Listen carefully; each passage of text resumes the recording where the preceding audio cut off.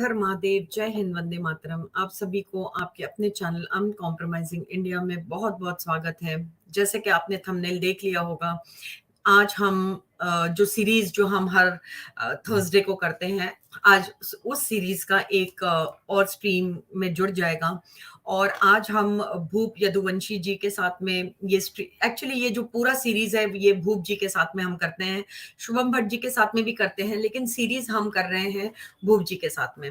तो आज हमने जो रखा है, जो स्ट्रीम जिस चीज के ऊपर रखी है, जिस विषय के ऊपर रखा है, आप लोग ने पढ़ लिया होगा कि हनुमान जी के ऊपर है।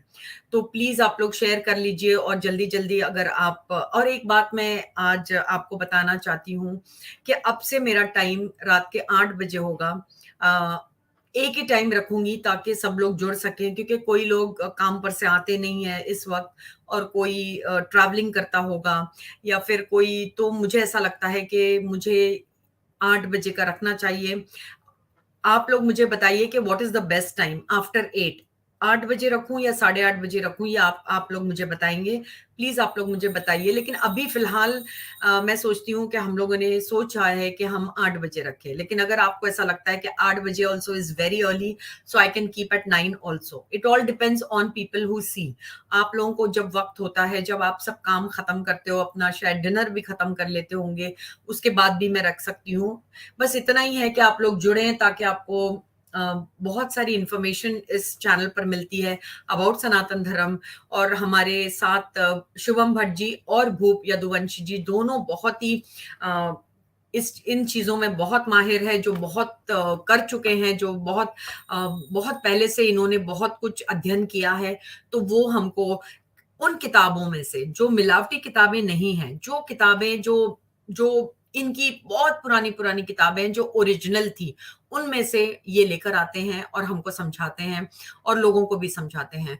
तो शायद मेरा टाइमिंग थोड़ा सा मुझे लगता है जल्दी का है या गलत है। तो आप लोग प्लीज मुझे बताइएगा कि आप लोगों को कौन सा टाइम सूट करता है, 8 o'clock और 8:30 और 9 o'clock। प्लीज प्लीज मुझे जरूर बताइएगा, तो मैं उस हिसाब से अपना स्ट्रीम रखूंगी। जितने लोग ज्यादा मुझे बताएंगे कि ये टाइम इज बेटर, तो मैं उस हिसाब से अपना टाइम रखूंगी ताकि आप सब देख सकें। ऐसा नहीं हो कि कोई इसलिए मिस कर जाए कि वो बिजी है या वो घर नहीं पहुंचा है या वो सफर में है अपने घर जाने के लिए, या फिर वो खाने के टाइम पे या जो भी है। तो मुझे सिर्फ आप लोग ये बताइएगा कि कौन सा time is suitable for you all. तो वो एक ही टाइम में रखूंगी और उस टाइम पे अनकॉम्प्रोमाइजिंग इंडिया आएगा और उसी टाइम पे वो स्ट्रीम करेगा। तो प्लीज मुझे हेल्प कीजिएगा इसमें।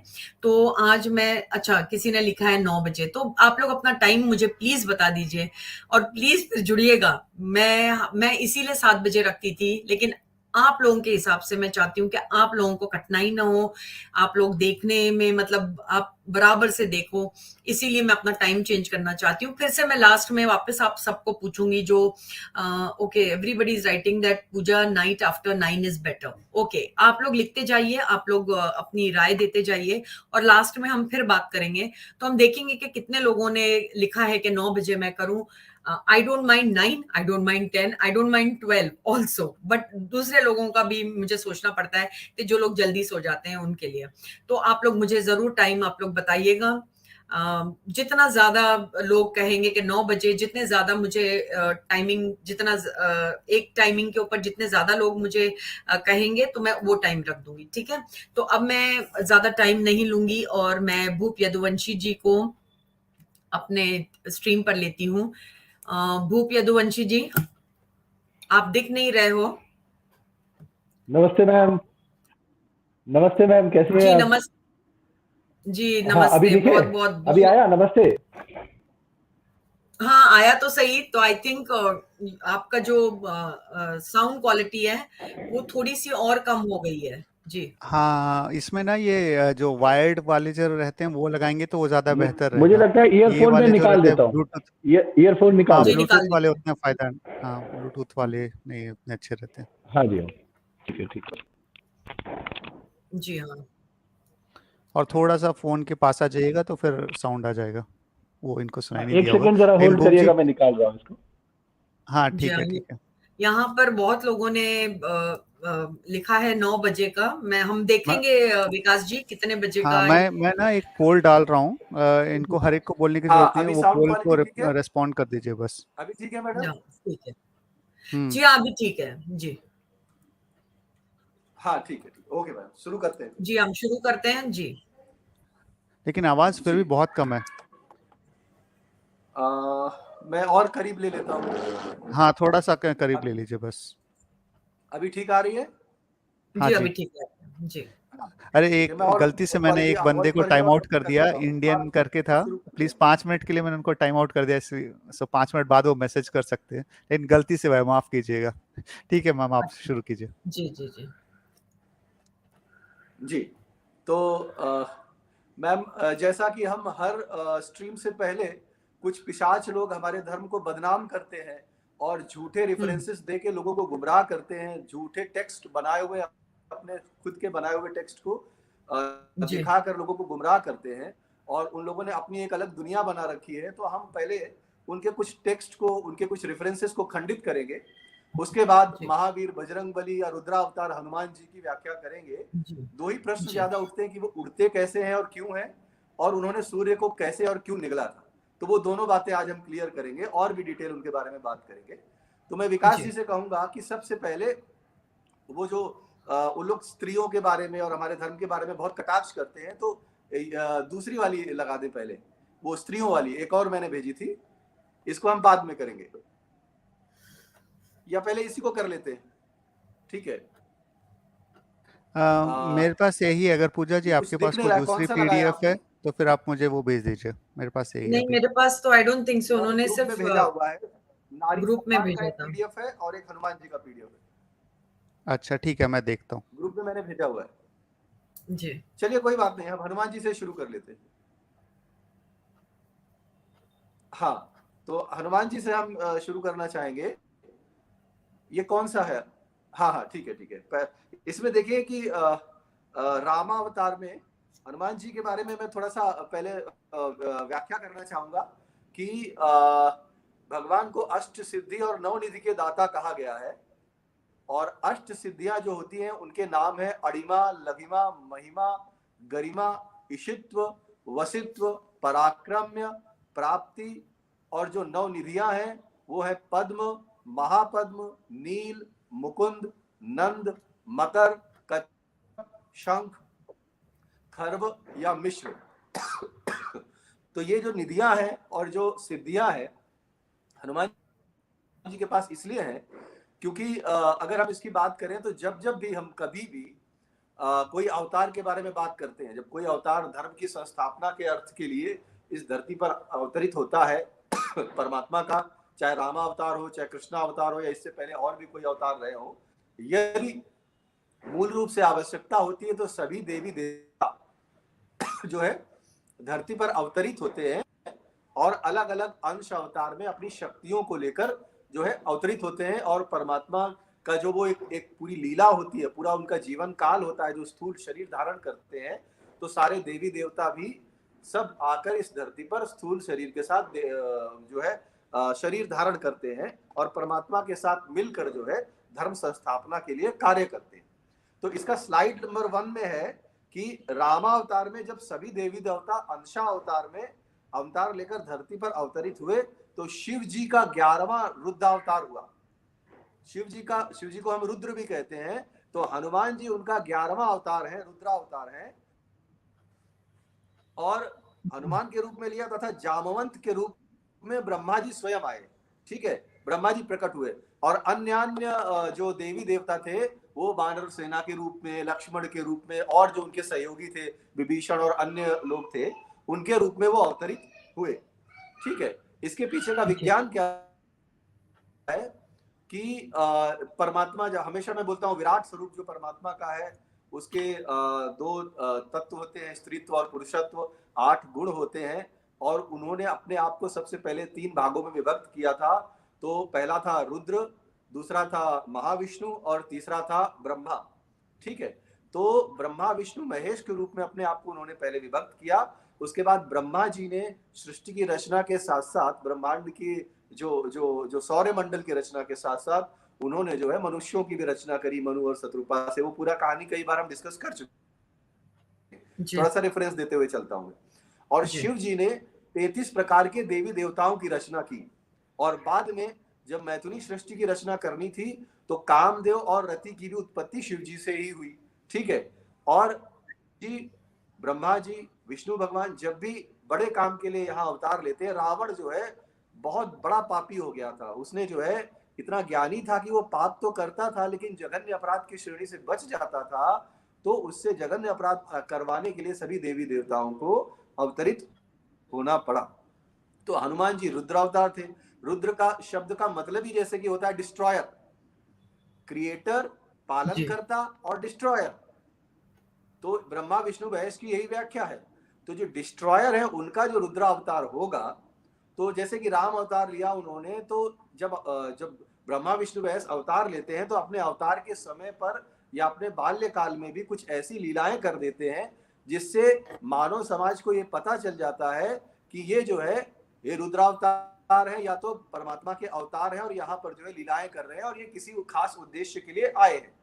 तो जब जी भगवान राम ने अवतार लिया था तो माता कौशल्या को अपना चतुर्भुज रूप दिखाया था अवतार लेने से पहले, और उसके बाद माता की आज्ञा लेकर एक बालक रूप में वो जो है परिवर्तित हो गए थे। तो माता कौशल्या ने बता दिया था कि ये परमात्मा हमारा, दशरथ राजा को बताया, राजा ने जो अपनी प्रजा को बताया, तो उनके और बाकी आगे के कार्यकलापों से भी पता चला कि वो अवतार हैं। जो हनुमान जी थे उनका जन्म की थोड़ी सी मैं चर्चा कर लूं कि हनुमान जी का जो जन्म हुआ था वो हुआ था जब राजा दशरथ ने पुत्रेष्टि यज्ञ किया था श्रृंगी ऋषि के साथ। 2 बार अश्वमेध यज्ञ किया था। उसके बाद जब वो चक्रवर्ती राजा बने रहे और उनको एक पुत्री थी पहले से, उनकी पुत्री जो थी उसको बाल्यकाल में ही अंग प्रदेश के राजा, उनके दोस्त थे, वो उनको गोद ले लिया था, उनसे मांग लिया था। तो उनकी उसी पुत्र का विवाह जो है श्रृंगी ऋषि से हुआ था। अब जी चूंकि उनकी पुत्री थी तो उन्होंने सोचा कि अपने पुत्र और दामाद को जो है मैं राजपाट दे दूंगा, इसलिए पुत्रों की जरूरत नहीं पड़ी। और परशुराम जो है बार बार क्षत्रियों का संहार करते थे, इसलिए जो है उनकी 3 शादियां भी करी थी उन्होंने। और परशुराम जब आते थे तो जब कोई राजा अगर क्षत्रिय शादी कर रहा हो या किसी पूजा पाठ में बैठा हो तो उसका वध नहीं करते थे। तो राजा दशरथ शक्तिशाली तो थे, लेकिन परशुराम जो है उनको मालूम था कि ये भी परमात्मा का एक अंशावतार है, तो उनसे जो है जी हमको लड़ने का कोई मतलब नहीं है। इसलिए वो जो है अपनी तीनों पत्नियों से बारी बारी 1 2 3 बार शादी करके 3 बार उनसे जो है अपनी उन्होंने रक्षा की थी। तो 3 पत्नियां थी उनकी, 1 पुत्री थी। लेकिन जब पुत्री ने ऋषि से शादी कर ली तो राजा दशरथ को यह एहसास हुआ कि भाई ऋषि तो राजपाट करेंगे नहीं, श्रृंगी ऋषि थे, उन्होंने तो जी राजपाट करना नहीं है, तो अब तो हमें पुत्र की प्राप्ति होनी चाहिए। और उधर जी रावण का आतंक बहुत बढ़ चुका था, तो सारे देवी देवताओं ने बोला था कि प्रभु जो है अब आपको अवतरित होने का समय आ गया है। तो उन्होंने जब पुत्रेष्टि यज्ञ किया, अपने दामाद, उनके दामाद स्वयं जो है वो ऋषि थे यानी वैज्ञानिक थे, उन्होंने जो है उनको जो है यज्ञ अनुष्ठान करके खीर का पात्र दिया, खीर का घड़ा दिया।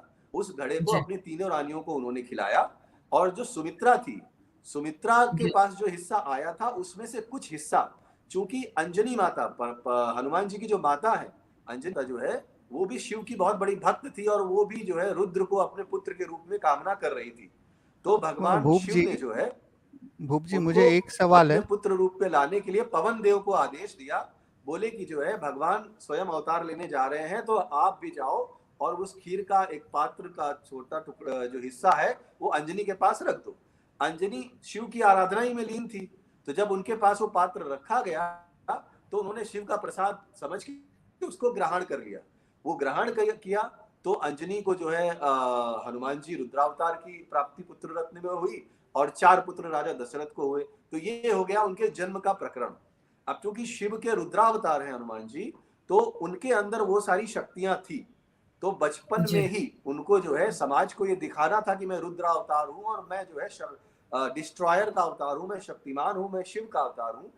ये दिखाने जी के लिए उन्होंने जो है, जो मैं अभी बताया था कि ये शंकर सुमन केसरी नंदन तेज प्रताप महाजगवंदन अंजनी पुत्र पवन सुत नामा। तो अब इसमें देखिए कि शंकर शिव जी का सुमन है, यानी शिव जी का सुमन मतलब अवतार हो गए। केसरी जो है अंजनी माता के पति थे यानी उनके पुत्र हो गए। और प्रतापों में सबसे तेज प्रताप जो महाजग जो महासृष्टि है, इस जग के वंदनीय है, वो उनकी व्याख्या की गई है। और अंजनी के पुत्र हैं, माता का नाम भी दिया गया।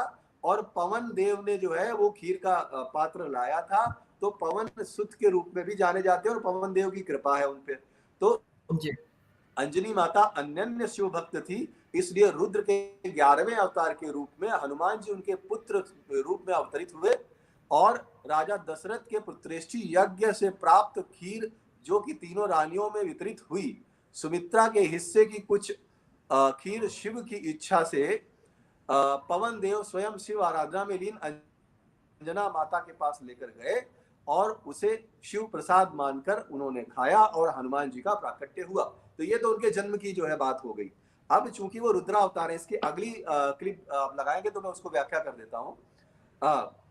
देखिए, अब रुद्र अवतार है तो उनकी कितनी सिद्धियां और कितनी शक्तियां हैं। अड़िमा, लगिमा, महिमा, गरिमा, इन चारों की बात हम पहले कर लें। तो जो लगिमा होती है, लगिमा का मतलब होता है कि वो अपने आप को, अपने शरीर को इतना छोटा कर लेते थे या अपने शरीर के भार को इतना शून्य कर लेते थे कि वो हवा में उड़ने लगते थे। गुरुत्वाकर्षण, ग्रेविटी जो है उनके लिए समाप्त हो जाती थी। ये एक वैज्ञानिक क्रिया है। जैसे मैंने उस दिन बताया था ना कि हिमालय में जाके ऋषि मुनि जो तपस्या करते हैं तो अपनी कुंडलिनी को जागृत करके और शक्ति ऐसी अर्जित कर लेते हैं कि ना तो उनको ठंडी लगती है ना गर्मी लगती है। उसी तरह से लघिमा जो सिद्धि है, ये भी एक सिद्धि होती है। लघिमा सिद्धि को अगर हम कर लें तो अपनी प्राण अपान वायु जो होती है, प्राण और अपान दो प्रकार की वायु होती है, उसको हम ऊपर की तरफ सांसों से ऐसे ऐसे करके अगर करेंगे तो हमारे शरीर का गुरुत्वाकर्षण खत्म होता जाएगा, हमारे शरीर का भार जो है वो कम होता जाएगा। ये तो एक जो है यौगिक क्रिया है जो भौतिक रूप से समझी जा सकती है।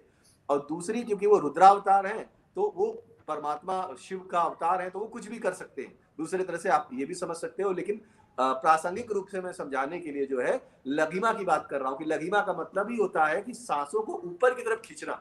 जब सांसें ऊपर की तरफ शक्ति को, प्राण और अपान वायु को खींचेंगे तो हमारे शरीर का भार गुरुत्वाकर्षण से मुक्त हो जाएगा। ठीक है, जब शरीर का भार गुरुत्वाकर्षण से मुक्त होता है तो साइंस भी ये कहता है कि, अगली स्लाइड अगर खोलेंगे तो मैं साइंस के कुछ बातें मैंने लिखी है वो भी बता देता हूं और लोग पढ़ भी लेंगे कि लघिमा से अपने भार को शून्य करने के बाद, इससे पहले लघिमा से अपने भार को शून्य करके हवा में उड़ना, जिस पार्टिकल का भार, जिस पार्टिकल का भार शून्य होता है वही प्रकाश की गति से ट्रेवल कर सकता है। गुरुत्व बल या सेंटर ऑफ ग्रेविटी इफेक्टिव नहीं रह जाती है। तो अगर एक शरीर को पार्टिकल समझ लिया जाए तो उस पार्टिकल का भार लघिमा से अगर शून्य कर लिया जाए तो वो भार रहित हो जाएंगे, सेंटर ऑफ ग्रेविटी से मुक्त हो जाएंगे। तो वही पार्टिकल, साइंस ने भी आज ये सिद्ध कर दिया है कि जो पार्टिकल भार रहित होता है, ग्रेविटी से मुक्त होता है, वही सूर्य के प्रकाश की तेजी से जो है उड़ सकता है या गतिमान हो सकता है या चल सकता है। इसकी अगली स्लाइड में उड़ने, अब ये तो हो गया उड़ने का राज, ये साइंटिफिक उड़ने का राज हो गया। इसकी और बाद में व्याख्या करेंगे जब क्वेश्चन आंसर आएंगे। उसके बाद चूंकि ये सबूत हमारा मिलता है, जुग सहस्र जोजन पर भानु, ताहि अमित लीलो फल जानू। ये हनुमान चालीसा की 18वीं चौपाई जो है ये कहती है कि विज्ञान के अनुसार धरती से सूर्य की दूरी लगभग 150 मिलियन किलोमीटर दूर है, जो कि 18वीं चौपाई से भी सिद्ध होती है। एक जुग इज इक्वल टू 12,000, एक शास्त्र मतलब 1,000 और एक योजन मतलब 8 मील। अगर इन सबको गुणा किया जाए तो मतलब 96 अरब मील जो है इसकी दूरी आती है। ठीक है, उसके बाद 1 mile is equal to 1.6 kilometre होता है। अगर 96 अरब को 1.6 से गुणा किया जाए तो 15 अरब 36 करोड़ किलोमीटर जो है ये दूरी निकलती है।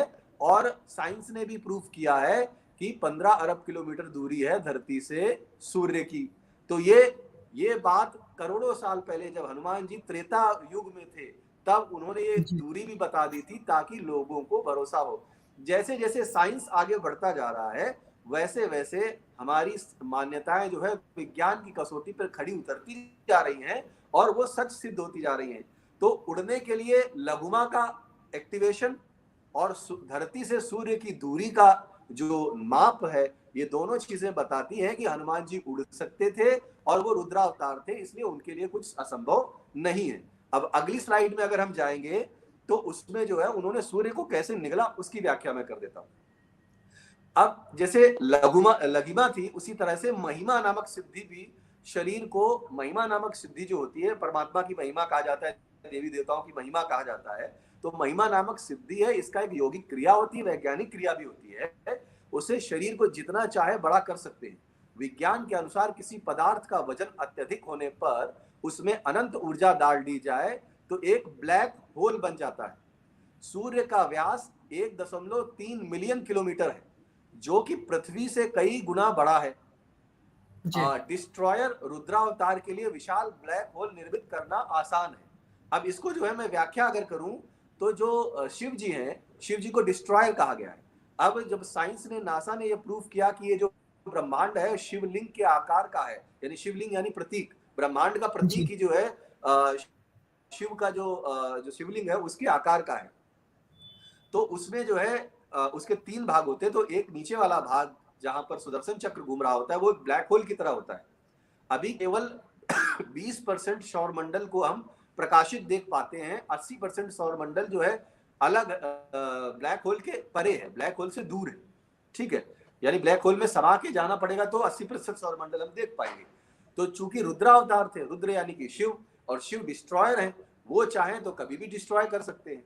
तो अपनी शक्ति को दिखाने के लिए ये लीला जो उन्होंने की थी, महिमा नामक जो सिद्धि से शरीर को बड़ा करा, पहले तो हवा में उड़े प्रकाश की गति से, ठीक है, और प्रकाश की गति से उड़कर सूर्य के पास पहुंचे। उसके बाद अपने शरीर को इतना बड़ा करके एक ब्लैक होल क्रिएट किया, और उस ब्लैक होल में कुछ समय के लिए सूर्य और जो सौर मंडल है उसका कुछ हिस्सा जो है उसको अपने अंदर ले लिया, ये दिखाने के लिए कि मैं रुद्रावतार हूं, मैं सर्वशक्तिमान हूं, मैं डिस्ट्रॉयर का अवतार हूं, ये दिखाना था। और दूसरा था समाज को ये ज्ञान देना था कि सूर्य देव को परमात्मा ने सबसे पहले भगवत गीता सुनाई थी। भगवत गीता में कहा गया है कि सूर्य देव को परमात्मा ने सबसे पहले भगवत गीता सुनाई थी। तो 2 कारण थे। पहला कारण था कि सूर्य को निगलकर अपने डिस्ट्रॉयर होने के प्रमाण देना। परमात्मा अगर अवतार लेगा तो अपना प्रमाण वो जरूर देता है अपनी लीलाओं से, तो वो प्रमाण दिया। उसके बाद भगवान ने सूर्य देव को जो है वो भगवत गीता सुनाई थी, तो उसके बाद उनको अपने मुख से बाहर किया, यानी कि उनको ब्लैक होल से बाहर करके अपना स्वरूप छोटा किया। चूंकि वो डिस्ट्रॉयर है तो अग्नि का ताप जो है वो झेल सकते हैं, वो तो हजारों सूर्य का ताप झेल सकते हैं, अपने अंदर ब्लैक होल बना के समा सकते हैं, तो अग्नि का ताप भी वो झेल सकते थे। तो सूर्य के प्रकाश के 7 किरणें होती है, सूर्य के 7 तरह के कलर होते हैं, पराबैंगनी किरणें होती है 7 तरह की। तो उन 7 किरणों को 7 घोड़े मान लिया जाए और सूर्य को स्थूल शरीर मान लिया जाए, तो उस रथ में बैठे हुए सूर्य के साकार स्वरूप से उन्होंने ज्ञान लिया, यानी भगवत गीता का ज्ञान लिया। ज्ञान लेने के बाद वो पृथ्वी पर आए, और इस घटना से चूंकि अंधकार हो गया था कुछ समय के लिए, तो पृथ्वीवासियों को भी त्रेता युग में 3 पुरुषार्थ मनुष्यों के होते थे, तो उनको पहचानने में बड़ी देर नहीं लगती थी कि ये परमात्मा है या ये किसका अवतार है। तो ये उन्होंने सिद्ध कर दिया, साबित कर दिया। उधर राम अवतार में भगवान राम अवतार ले ही चुके थे, तो ये पता चल गया कि ये उनकी सहायता के लिए रुद्रावतार में आए। तो परमात्मा गुणात्मक है, तो वो रुद्र के रूप में एक जगह ब्रह्मांड में स्थित होकर भी अपनी शक्ति को जो है विस्तार करके हनुमान जी के रूप में यहाँ आए थे। और चूंकि वो रुद्र अवतार थे, इसलिए ब्लैक होल क्रिएट करके उन्होंने प्रॉपर तरीके से सूर्य को निगलने का प्रक्रिया की थी। ये कोई किंवदंती नहीं है। कार्ल सैगन जो जिनेवा के सन लेबोरेटरी में साइंटिस्ट हैं, उन्होंने जो है 40 साल की तपस्या के बाद ये निकाला था कि कॉस्मिक डांस ऑफ शिवा की तरह जो है ये प्रकृति का, इस सौर मंडल का, इस ब्रह्मांड का सृजन और संहार होता है, यानी डिस्ट्रॉय होती है और इसकी शुरुआत भी होती है। तो साइंस ने जब प्रूफ कर दिया है तो इसमें कोई प्रश्न चिन्ह उठाने की आवश्यकता नहीं है। इसलिए मैंने सूर्य को निगलना और हनुमान जी का उड़ना वैज्ञानिक तौर पे समझाया है। और अगर इसको आध्यात्मिक तौर पे देखें तो भगवान ने अवतार लिया था, तो उनकी सहायता के लिए अपनी अष्ट सिद्धियों और 9 निधियों के साथ रुद्रावतार आए थे, और समय समय पर परमात्मा को जो है वो सहायता करते रहे, चाहे सीता की खोज करनी हो, चाहे और भी हो। अब देखिए इसमें एक चीज और बड़ी सुंदर मिल जाती है सनातन की, कि भगवान राम शिव की आराधना करते थे और स्वयं शिव रुद्र बन के उनकी जो है सेवा में थे। तो जी देखिए ये चक्र कैसा है, जी सनातन जी इस चक्र से ये संदेश देता है कि ईगो नहीं होना चाहिए। एक जी सनातन के धर्म की जब व्याख्या की जाती है तो धीति क्षमा दमो स्थेयम शोचम इंद्रिय निग्रह धीति विद्या सत्यम क्रोधो 10 लक्षणम धर्म 10 लक्षणम। तो धर्म के ये 10 लक्षण हैं। तो इसमें धैर्य और ईगो ना होना ये सबसे बड़ी क्वालिटी होती है, और सत्य बोलना। तो सनातन देखिए कैसा चक्र है, दोनों विराट परमात्मा के स्वरूप हैं और दोनों अनंत शक्तिमान हैं, एक दूसरे की पूजा करते हैं, एक दूसरे का सम्मान करते हैं। ये दिखाता है सनातन की कोई छोटा बड़ा नहीं है, सब एक दूसरे के लिए सम्माननीय है। ये परमात्मा अपनी लीलाओं से सिखाते हैं। अब आगे जो प्रश्नोत्तर आएंगे तब हम और भी व्याख्या कर देंगे। मुझे लगता है कि इतने में लोगों को 2 ही प्रश्नों के उत्तर मैं देना चाह रहा था कि जी हाँ उड़ते क्यों हैं और उन्होंने सूर्य को निगला क्यों था, तो दोनों के उत्तर मैंने दे दिए। अब मैं चाहूंगा कि एक पहली स्लाइड थी, उससे जो पिशाचों के कुछ भ्रमित करने वाले जो वो लोग अपने जाल बिछा रहे हैं, उसको भी हम जो है खंडित कर दें। अब ये देखें, वो लोग बोलते हैं, और मैंने उनके पिशाचों के जो मलेच्छों के जो है वीडियोस कुछ हमारे हाथ लगे, हमने देखे, तो हमको ये पता चला कि बोलते हैं कि सनातन में तो नारी को पढ़ने का अधिकार ही नहीं है, सनातन में तो शूद्रों को पढ़ने का अधिकार नहीं है। तो मैं वो सिद्ध करने के लिए सबसे पहले मैं ये पहली स्लाइड में बता रहा हूं कि वेदों में कई मंत्र दृष्टा ऋषिकाएं, जैसे ऋषि होते हैं, तो अगर स्त्रियां ऋषि बनती है तो उनको ऋषिकाएं कहा जाता है, ठीक है। जी पुरुष ऋषि होते हैं और स्त्री ऋषिकाएं होती हैं। तो जैसे जी कि वेदों में लोपामुद्रा, गार्गी व मैत्री, ये 3 प्रमुख नाम ऐसे हैं जो मंत्र दृष्टा ऋषिकाएं होती हैं। जब मैं बोलता हूं ना, हमेशा एक ऋषि होता है जो उसका व्याख्या करता है, एक उसका स्वर होता है, एक उसका वो होता है क्या बोलते हैं ब्रह्म होता है, और एक होता है उसका व्याख्या। तो ये 4 भागों में कोई भी श्लोक बटा होता है। तो ऋषि जो व्याख्या करती हैं, लोपामुद्रा, गार्गी और मैत्री अनंत काल में वो रही हैं, इसका मतलब पढ़ने का अधिकार स्त्रियों को था। अब मैं एक वेद के श्लोक से वो सिद्ध करना चाहता हूं। अगली स्लाइड ले लीजिए। इसमें देखिए यजुर्वेद 26 का मंत्र संख्या 2, ये क्या कह रहा है, यथे माम वाचम कल्याणी मवदाग्नि जनेभ्यः ब्रह्मराजन्यभ्यः शूद्राय चार्याय चास्वाय चारणाम च विप्रो देवानां दक्षिणाये वातहित भूसम्यः मे कामं संरम्याता मुम मावो नामतु। इसका अर्थ यह है कि ब्राह्मण, क्षत्रिय, वैश्य, शूद्र, पुरुष, स्त्री और मित्र और शत्रु सबको वेद पढ़ने का अधिकार है। इसको मैं 2 नंबर की, इसमें मैंने 3-4 भाष्यकारों की व्याख्या लिख दी है ताकि किसी को कोई डाउट न रह जाए, क्योंकि बड़ा सीना ठोक के वो लोग पिशाच लोग बोलते हैं कि वेद में कहाँ लिखा है बताओ कि कोई स्त्रियां वेद पढ़ सकती है या शूद्र वेद पढ़ सकते हैं। तो मैं इसकी व्याख्या पढ़ देता हूं। इसका अर्थ ये हुआ कि जिस प्रकार इस कल्याणकारी वाणी को हमने ब्राह्मण व क्षत्रियों के लिए और शूद्रों के लिए तथा वैश्यों के लिए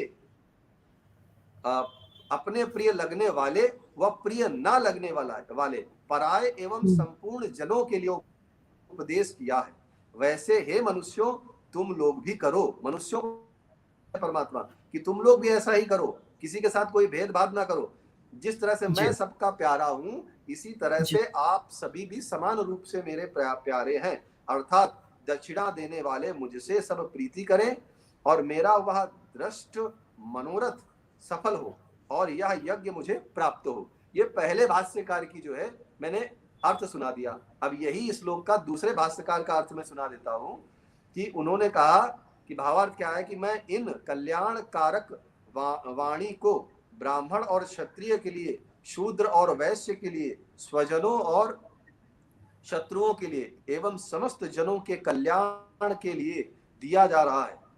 भोजन किया जाए इस तरह की कल्याणकारी वाणी को सब ओर से बोलता हूं। अतः मैं इस यज्ञ में देवताओं का और जिनके लिए धन धान्य आदि दिया जाता है उन सब का प्यारा बनूं।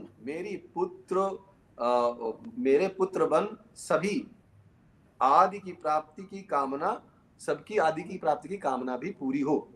ठीक है जी। क्या हुआ मैम, शायद आवाज नहीं आ रही क्या? नहीं, आवाज आ रही है। आ रही है ना? ठीक है, ओके ओके। हाँ अच्छा, अब मैं आ रही तीसरे है। भाष्यकार, हाँ तीसरे भाष्यकार का भी मैं अर्थ बता देता हूँ। भावार्थ क्या जी। है कि इस मंत्र में उपमा अलंकार है। परमात्मा सब मनुष्यों के प्रति इस उपदेश को करता है कि वह चारों वेद रूप कल्याणकारी वाणी सब मनुष्यों के लिए हित के लिए मैंने उपदेश की है। जी। इसमें किसी को अनधिकार नहीं है, इसमें किसी के लिए अनधिकार जैसी कोई बात ही नहीं है। जैसे मैं पक्षपात को छोड़ के सब मनुष्यों में वर्तमान में हूं, उसी प्रकार चारों ब्राह्मण क्षत्रिय वैश्य शूद्र सब के लिए समान रूप से ये वेद प्रासंगिक होंगे, पढ़ने के लिए हैं। तीसरे भाष्यकार ने भी लिख दिया। अब चौथा भाष्यकार जो है वो अंग्रेजी में मैं पढ़ देता हूँ। यही इसमें मैं स्क्रीन पे क्या दिखा रहा हूँ। Just as this blessed world of Veda I speak for the people all without exception, Brahmin Kshatriya Shudra Vaishya master and servant, one's own and others, so do you too.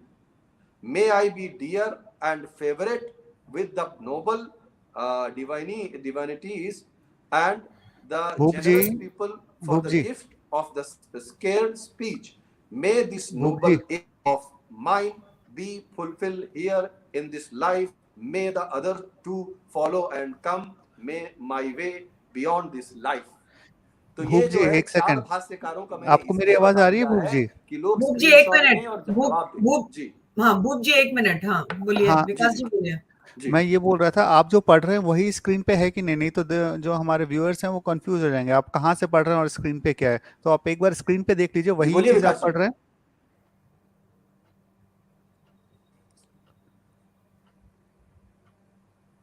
क्योंकि आपने अभी कुछ आवाज नहीं आ रही। पूजा जी, आपको मेरी आवाज आ रही है? आ रही है, आ रही है। आ रही है। तो आप मुझे एक्सप्लेन कर दीजिए क्या बोला विकास जी। वो कह रहे हैं कि जो स्क्रीन के ऊपर दिखाया है वही आप बोल रहे हो, जो स्क्रीन पे आपको दिख रहा है ना, ये जो लिखा हुआ है। हाँ वही बोल रहा हूँ। अच्छा, वही बोल रहा हूँ ना। उसमें स्लाइड नंबर 2 और 3 बोल रहा था मैं।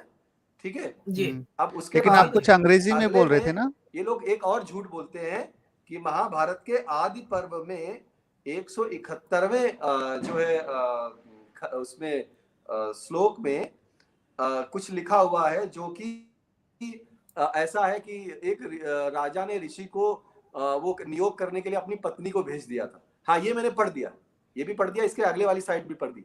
जी ये भी हाँ यही मैं बोल रहा था। जब आप पढ़ रहे हो ना उस टाइम आप बता दीजिए कि कौन सा स्लाइड आप पढ़ रहे हैं। ये मैंने पढ़ दिया। अच्छा हाँ ये आदि पर्व वाला। महाभारत में आदि पर्व में देखिए, महाभारत में मैडम 18 पर्व है। ठीक है 18 पर्व मैंने लिख दिए हैं। उसमें से पहला पर्व जो है वो आदि पर्व है। और वो लोग जो है देखिए इसमें मैंने उसमें क्रॉस किया हुआ है, उन्होंने जो है रेफरेंस दिया था 179 33 से 47। अब आप इसमें देखिएगा कि केवल 23 श्लोक है। महाभारत का आदि पर्व है और उसमें जो है 171वें जो है अध्याय में इसमें लास्ट में क्या लिखा हुआ है आप राइट साइड में देख सकते हैं कि इस प्रकार महाभारत के आदि पर्व के अंतर्गत आने वाले 179वें अध्याय पूरा हुआ। यहाँ पर लास्ट में लिखा हुआ है, जहाँ पे क्रॉस बना है ना उसके ऊपर जो लिखा हुआ है 179 जो है अध्याय पूरा हुआ। और उसमें कितने श्लोक हैं? केवल 23 श्लोक हैं। तो ये लोग जो है कैसे झूठ बोलते हैं, महाभारत को ब्लफ करते हैं कि हिंदू लोग देखेंगे तो है नहीं, तो वो जो है कोई भी कोड करके और कुछ भी बोलते हैं। उसमें आप देखिए साफ साफ उन लोगों ने लिख रखा है कि ऋषि ने जो है नियोग करने के लिए अपनी पत्नी को ऋषि के पास भेजा था, राजा ने। अब वो राजा का नाम भी नहीं बताते, कुछ भी नहीं बताते, ब्लफ करते। तो मैंने वो भी बता दिया। ठीक है इसके बाद इसके अगली स्लाइड में कहाँ पे इस स्क्रीन पे आप एक बार फिर से बता सकते हैं? मंडल 10 नियोग ये लिखा हुआ है। आपको आवाज आ रही है? आवाज आ रही है मेरी? भूप जी आपको पूछ रहे हैं कुछ जी। हाँ मैं ये पूछ रहा था। क्या पूछ रहे हैं आप? मुझे बोल दीजिए, मुझे किसी की आवाज नहीं आ रही आपके अलावा। अच्छा मैं ये पूछ रहा था कि यहाँ क्या पूछा उन्होंने? हाँ यहाँ पे किंग सेंट ये नियोग में लिखा हुआ है और इसके बारे में काफी हमारे जो है व्यूअर्स लोग भी viewers, हाँ। मैसेज करते रहते नियोग नियोग। मैं हेलो सोच रहा ये लोग क्या मैसेज करते जी रहते मैडम, क्या पूछा आप मुझे बता दीजिए ना प्लीज। नहीं, लेकिन मैं ये चाह रहा वाला था तो हमने ऑलरेडी नहीं नहीं, एक मिनट भूप जी, ये तो हमने नियोग के बारे में तो ऑलरेडी कवर कर चुके हैं। और हाँ, ये कवर यहाँ कर पे चुके हैं, लेकिन ये रेफरेंस देके कवर करने के बाद भी वो बार बार झूठ बोलते रहते हैं ना। अच्छा तो जो लोग अच्छा नियोग अच्छा, का नहीं देखे हैं उनको जी पर्टिकुलर जी मैं ये जी, बताना चाहता हूँ। मैंने उनका स्ट्रीम देखा, उसमें उन लोगों ने क्या किया, एक जो अपने फेक बंदे होते हैं लगा दिया, बोले अरे अरे अगर ऐसा है तो फिर सनातन बहुत खराब है, मैं नहीं मानता इसको, ऐसा ऐसा वो गेम करते हैं ना। तो उसको जी जी जी करने के लिए मैंने ये बता दिया है जी। जी हालांकि मैंने ये सब कवर कर लिया है, पहले ही जी बता दिया है, लेकिन एक बार फिर से मैं बता रहा हूँ। जी जी जी, फिर वो लोग जो है एक कोड ये भी करते हैं कि ऋग्वेद जी का मंडल 10 का सूक्त 85 का मंत्र संख्या 45, इसमें ये जी लिखा हुआ है कि जो है 10 बच्चे पैदा करने चाहिए, ये आदेश दिया हुआ है। तो ये भी जी, झूठ बोलते हैं। उसमें मैंने ये लगा हम्म, दिया है, ये बता दिया है कि नहीं, किसी भी परिस्थिति में कोई विषम परिस्थिति आ जाए, किसी राजा को कोई ऐसी जरूरत पड़ जाए, या जैसे आज का माहौल है जो है जी, पिशाच लोग अपनी संख्या बढ़ा रहे हैं, तो हिंदुओं को भी काउंटर में अपनी संख्या अगर बढ़ानी हो तो भी 10 से ज्यादा पुत्र पैदा करना सनातन में वर्जित है। एक दो बहुत जी, है, मैक्सिमम किसी विशेष परिस्थिति में 10 ही कर सकते हो, इससे ज्यादा नहीं कर सकते हो। इसको लोग जो है रिवर्स तरीके से बताते हैं कि नहीं, जी, 10-10 पुत्र करने का आदेश आपके यहाँ भी है। तो जी, इसको भी बताना था, इसके लिए मैंने वो लगा दिया था। उसके बाद मनुस्मृति के अध्याय 5 के श्लोक 152 में वो लोग ये कहते हैं कि जो है स्त्रियों के बारे में बोलते हैं कि उनको मारने का दिया हुआ है, स्त्रियों को मारा जाता है, मारने का आदेश है। तो वो भी मैं बताना, उसमें कोई मारने का 152 नंबर में कोई मारने का आदेश नहीं है। विवाह में जो स्वास्तिक पाठ और प्रजापति यज्ञ किया जाता है वह इनके कल्याण की भावना से ही किया जाता है। विवाह में स्त्रियों को पति के लिए पति का अधिकार स्त्रियों पे तब होता है जब पिता उनको जो है दान स्वरूप में कन्या दान करता है। 152वें श्लोक में ये लिखा हुआ है। और वो लोग कुछ भी बोलते हैं कि नहीं, स्त्री को तो मारने का अधिकार है, डंडा से मारने का अधिकार है। तो ये जी, श्लोक कोट करके बोलते हैं, तो इसको खंडित करना था। और जी, इसी में जो है एक प्रक्षेपित श्लोक भी बोलते, अध्याय 8 का श्लोक 299 जो कि प्रक्षेपित था, उसके अनुशीलन के आधार पर उसे निकाल दिया गया है। तो मैं लोगों को जी, यही बोलूंगा कि विशुद्ध मनुस्मृति देखा करें और उनकी बातों में ना आया करें। उसके बाद जो है जी, जी, अंतिम जो है वाल्मीकि रामायण में ये पर्दा प्रथा को सिद्ध करने की कोशिश करते हैं। ठीक है, जी, तो आखिरी स्लाइड इसकी है कि वाल्मीकि रामायण में किष्किंधा कांड में जब सीता जी को रावण हर के ले जा रहा था तो वो अपने वस्त्र फेंक रही थी नीचे, अपने जी, गहने फेंक रही जी, थी। तो जी, जी, वो गहने वानर सेना के कुछ लोगों को मिले, तो वो भगवान राम को वो दिखा रहे थे। तो उसमें पिछौरी थी, पिछौरी या अंगवस्त्र बोलते हैं, जो पीठ में डाला जी, जाता है, जी, उसको घूंघट कभी नहीं किया जाता है। वो पुरुष भी जी, जी, पिछौरी ओढ़ते हैं और स्त्रियां भी ओढ़ती हैं। आपने देखा होगा जी, महाभारत का जब सीरियल देखोगे तो भीष्म पितामह एक ओढ़ने वाला लेके रखते हैं, अर्जुन एक ओढ़ने वाला लेके जी, रखते हैं। उसी तरह से जी, स्त्रियां भी वो कंधे में डाल के ऊपर से ऐसे लपेट के रखती हैं, हाथ में लपेट के रखती हैं। उस जी, ओढ़नी को फेंका था, तो उसको वो लोग बोलते हैं वो हिजाब है, वो पर्दा है। तो वो खंडित करना था। अच्छा, जी जी। तो इसलिए जो है ये सारी चीजें मैंने कही थी, और इन चीजों का घूंघट से कोई संबंध नहीं है, यही करना था। बाकी अभी स्लाइड पूरी हो गई, अब हम क्वेश्चन आंसर ले सकते हैं। जी मैम। जी हाँ, यहाँ एक नोवन जी आए हैं, और जितने सनातनी अगर आपको भी पूछना है तो प्लीज विकास जी आप वो डाल दीजिए।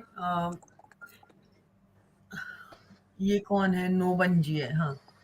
तो ये तो मुझे लगता है, हाँ जी, नोवन जी नमस्कार, बोलिए सर। जी नोवन जी आपका एक ही क्वेश्चन, और ऑन हनुमान जी आप पूछेंगे, ठीक है? ठीक है। जी बोलिए। अरे पूजा बहन, इस्लाम कबूल कर लो ना, दावत देने आया आज फिर। नोवन जी की आवाज नहीं आ अरे रही है। नोवन जी आप क्या कर रहे हो? प्लीज इनको निकाल दो। ठीक है ठीक है, आप क्वेश्चन, मुझे लगा आप क्वेश्चन पूछने आए हो। मेरा यहाँ पर लिंक डाल दीजिए प्लीज, ताकि लोगों को अगर आना हो तो आ जाए। जी मैं यहाँ पर डाल देती हूँ, हाँ मैं डालने वाली थी। जी हाँ, अगर किसी को कोई क्वेश्चन पूछना हो तो प्लीज जुड़िए। नोवन जी आप प्लीज अपना टाइम कहाँ वेस्ट करते हो आके। क्या बोल रहे हैं नोवेन जी, कुछ सुनाई नहीं दिया। नोवन जी कह रहे हैं प्लीज इस्लाम कबूल कर लो। मुझे बार बार आते हैं और यही कहते रहते हैं कि इस्लाम कबूल कर लो। जी, तो मुझे नहीं लगता है कि किसी को कोई प्रश्न पूछने का वो लग रहा है। Can be ask question from Mahabharata? हाँ पूछ लीजिए, कोई बात नहीं। जी, निपुण जी आपको आना है तो आ जाइए।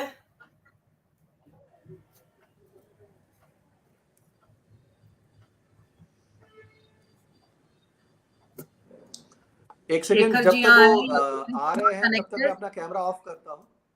जी जी आवाज मुझे सुनाई जी, देती हाँ रहेगी, मैं शेखर जी आवाज बोलिए। उनको जवाब देता रहूंगा। हाँ भूप जी। जी बोलिए। हाँ भूप जी से प्लीज अष्ट सिद्धि और नवनिधि को पूरा एक्सप्लेन कर दीजिए, कर देने के लिए बोलिए, क्योंकि यहाँ बहुत जन है जो जी बोलिए नोवेन क्लियर जी। नहीं है। नहीं, क्या क्या करने के लिए? अष्ट सिद्धि और नवनिधि जो है ना, वो पूरा फुल एक्सप्लेन कर देने के लिए बोल दीजिए।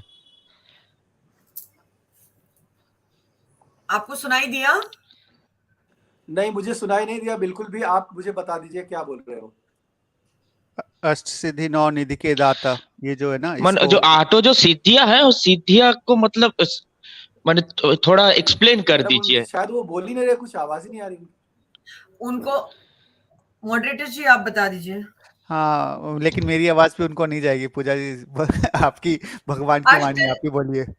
अष्ट सिद्धि और नव निधि के बारे में स्पष्ट कर दीजिए। अच्छा मुझे ओके लगता ओके। है उन्होंने जी जी जी, अष्ट सिद्धियां जैसे कि होती है, वो जो अवतार होते हैं, चाहे देवी देवताओं के अवतार हो, चाहे परमात्मा का अवतार हो, राम अवतार, कृष्ण अवतार, या नहीं नहीं बराह मैम, अवतार, या मॉडरेटर जी ए नरसिंह वाला नहीं, अवतार, जैसे जितने भी अवतार होते अनिमा हैं का मतलब छोटा हो उनमें जाना, उनके अंदर कहा जाता लघी है का ना कि मतलब छोटा, परमात्मा अघिमा की का ना बड़ा हो शक्तियां जाना, क्या वो क्या है। पूरा मतलब वो तोड़ भी तोड़ एक के समझा मिनट, दीजिए। जी एक मिनट। नहीं, तो अभी उन्होंने पूरा तो एक्सप्लेनेशन आपको दे दिया है शेखर ना जी। ना, उन्होंने सिर्फ लघिमा बोला था ना। लघिमा का मतलब अपने शरीर को जितना छोटा छोटा कर कर सकते सकते हैं कर सकते हैं। और बताया उन्होंने। ना वही, और अनिमा का मतलब, महिमा का मतलब, गरिमा का मतलब, ये हाँ सब उन्होंने नहीं बताया। उन्होंने एक ही चीज एक्सप्लेन किया ना। बिल्कुल बिल्कुल, आप उनको बता बता सकते दीजिए हैं, कि भूप जी से परमात्मा की पूछिए। शक्तियां होती हैं, हाँ, एक एक अलग का अलग तरह की आप बताइए। शक्तियां होती हैं। अनिमा मतलब क्या होता है, लघिमा तो आपने बताया जैसे छोटा कर सकते हैं अपने आप को। महिमा गरिमा में क्या कौन सी सिद्धि मिली उनको ये तप करने से, ये ये पूछ रहे हैं भूप जी। सिद्धियां और निधियां जो है मनुष्यों के लिए नहीं होती हैं, अवतारों के लिए होती हैं। चाहे देवी देवताओं का अवतार हो, चाहे रुद्रावतार हो, चाहे विष्णु जी के अवतार हो, उनके लिए होती हैं। जी, हाँ वो सब ठीक है, और लेकिन भूप जी इन्हीं सिद्धियों को कौन वरदान कौन से स्वरूप सिद्धि है रावण ये? को, कंस को, अलग अलग जो तपस्या करने वाले थे, उन इन्हीं सिद्धियों में से कुछ एक सिद्धियां वरदान स्वरूप वो शक्ति के रूप में दे भी दिया करते थे, तभी वो जो है शक्तिशाली हो जाया करते थे। तो ये वो सिद्धियां होती हैं, कौन से ताकत। हैं ये जी सिद्धियां, हाँ, ये सवाल है। अभी कैपेबिलिटीज। जैसे मैं नंबर जी 8 बोलूं, पराक्रमय है, उसमें क्या सिद्धि मिलेगी मुझे? अगर कोई भी जो भी तप कर रहा है मैडम, उसको क्या सिद्धि होगी उससे? प्रश्न मुझे बिल्कुल नहीं सुनाई दे रहा, पता नहीं क्या बात है आज। वो पूछ रहे हैं कि क्या सिद्धियां अलग अलग है, तो उसके क्या क्या उनका वो है, उसको थोड़ा क्लैरिफाई कीजिए। देखिए, सिद्धियां जो होती हैं वो अलग अलग होती हैं, लेकिन परमात्मा जैसे की गरिमा के है, जैसे शक्ति के। जैसे आपने अलग अलग बताया, तो आपने सिर्फ हाँ हाँ, हाँ का मतलब होता है, अड़िमा का मतलब होता है कि एक ही समय पर कई जगह जो हो रह सकते हैं, उसको अड़िमा बोलते हैं। यानी अणु रूप जी में भी सब जगह अपनी शक्ति का व्यवहार कर सकते हैं, उसको अड़िमा बोला जाता है। लघिमा का जी मतलब होता है कि सबसे छोटा और भार रहित कर लेते हैं अपने आप को, वो एक सिद्धि जी होती है। महिमा होती जी है कि कितना भी अपना विस्तार कर लेंगे, अपना कितना विराट स्वरूप दिखा देंगे, कितना अपने आप को जी बड़ा कर लेंगे, और अपने शक्तियों को कितना ज्यादा बढ़ा लेंगे, उसको बोलते हैं महिमा। गरिमा जो होती है वो परमात्मा की एक गरिमा होती है। जैसे जी कि हम मनुष्यों की जो होती है, एक गरिमा होती है कि हम इतनी ताकत से ज्यादा नहीं कर सकते। जी जी तो परमात्मा की गरिमा जो है असीमित होती है, उसको गरिमा बोलते हैं। ठीक है। जी और ईशित्व होता जी है, ईशित्व का मतलब होता है कि प्रभुत्व, भगवान होने का प्रमाण ईशित्व बोला जाता है। जी और जी वशित्व का मतलब होता है कि उनके अंदर इतनी ज्यादा वो होती है, इतना ज्यादा अट्रैक्शन होता है कि किसी को भी आकर्षित कर लेते, अपने वश में कर जी लेते, उसको वशित्व जी बोलते, चाहे वो शक्तियों से चाहे आकर्षण से। हनुमान जी के जी बारे में कहा जाता है कि उन्होंने जो है जब राम सेतु बनाया जा रहा था तो रावण ने जल परी भेजी थी, ठीक है, जी तो जल परी भेजी थी और वो पुल को जो है नीचे से गिरा रही थी, उसको ढहा रही थी। तो हनुमान जी ने देखा कि ये पुल कौन हिला रहा है, तो हनुमान जी उसके पास गए, बोले ये क्या कर रही हो।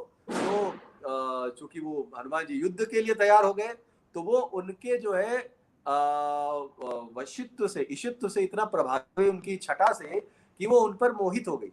और हनुमान जी तो ब्रह्मचारी थे, तो उन्होंने जो है उसको जो है एक घूसा मार के बेहोश किया। और बाद में जब वो होश में आई तो रावण की सारी चीजें भूलकर, और हनुमान जी और भगवान राम, हनुमान जी ने बोला मैं तो भगवान राम का भक्त हूँ, तो वो भी भगवान राम की भक्त बन गई। इसको बोलते हैं वशित्व। और पराक्रम्य, हर तरह का पराक्रम, किसी भी तरह का पराक्रम जो है वो अवतार कर सकते हैं, किसी भी तरह की जो है कोई भी चीज को जो है पराक्रम के तौर पे अपनी ताकत से सिद्ध कर सकते हैं।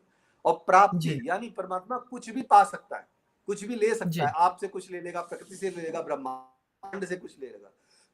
तो ये सिद्धियां होती हैं। इन 8 सिद्धियों के साथ ही परमात्मा अवतार लेते हैं, कोई भी अवतार होता है।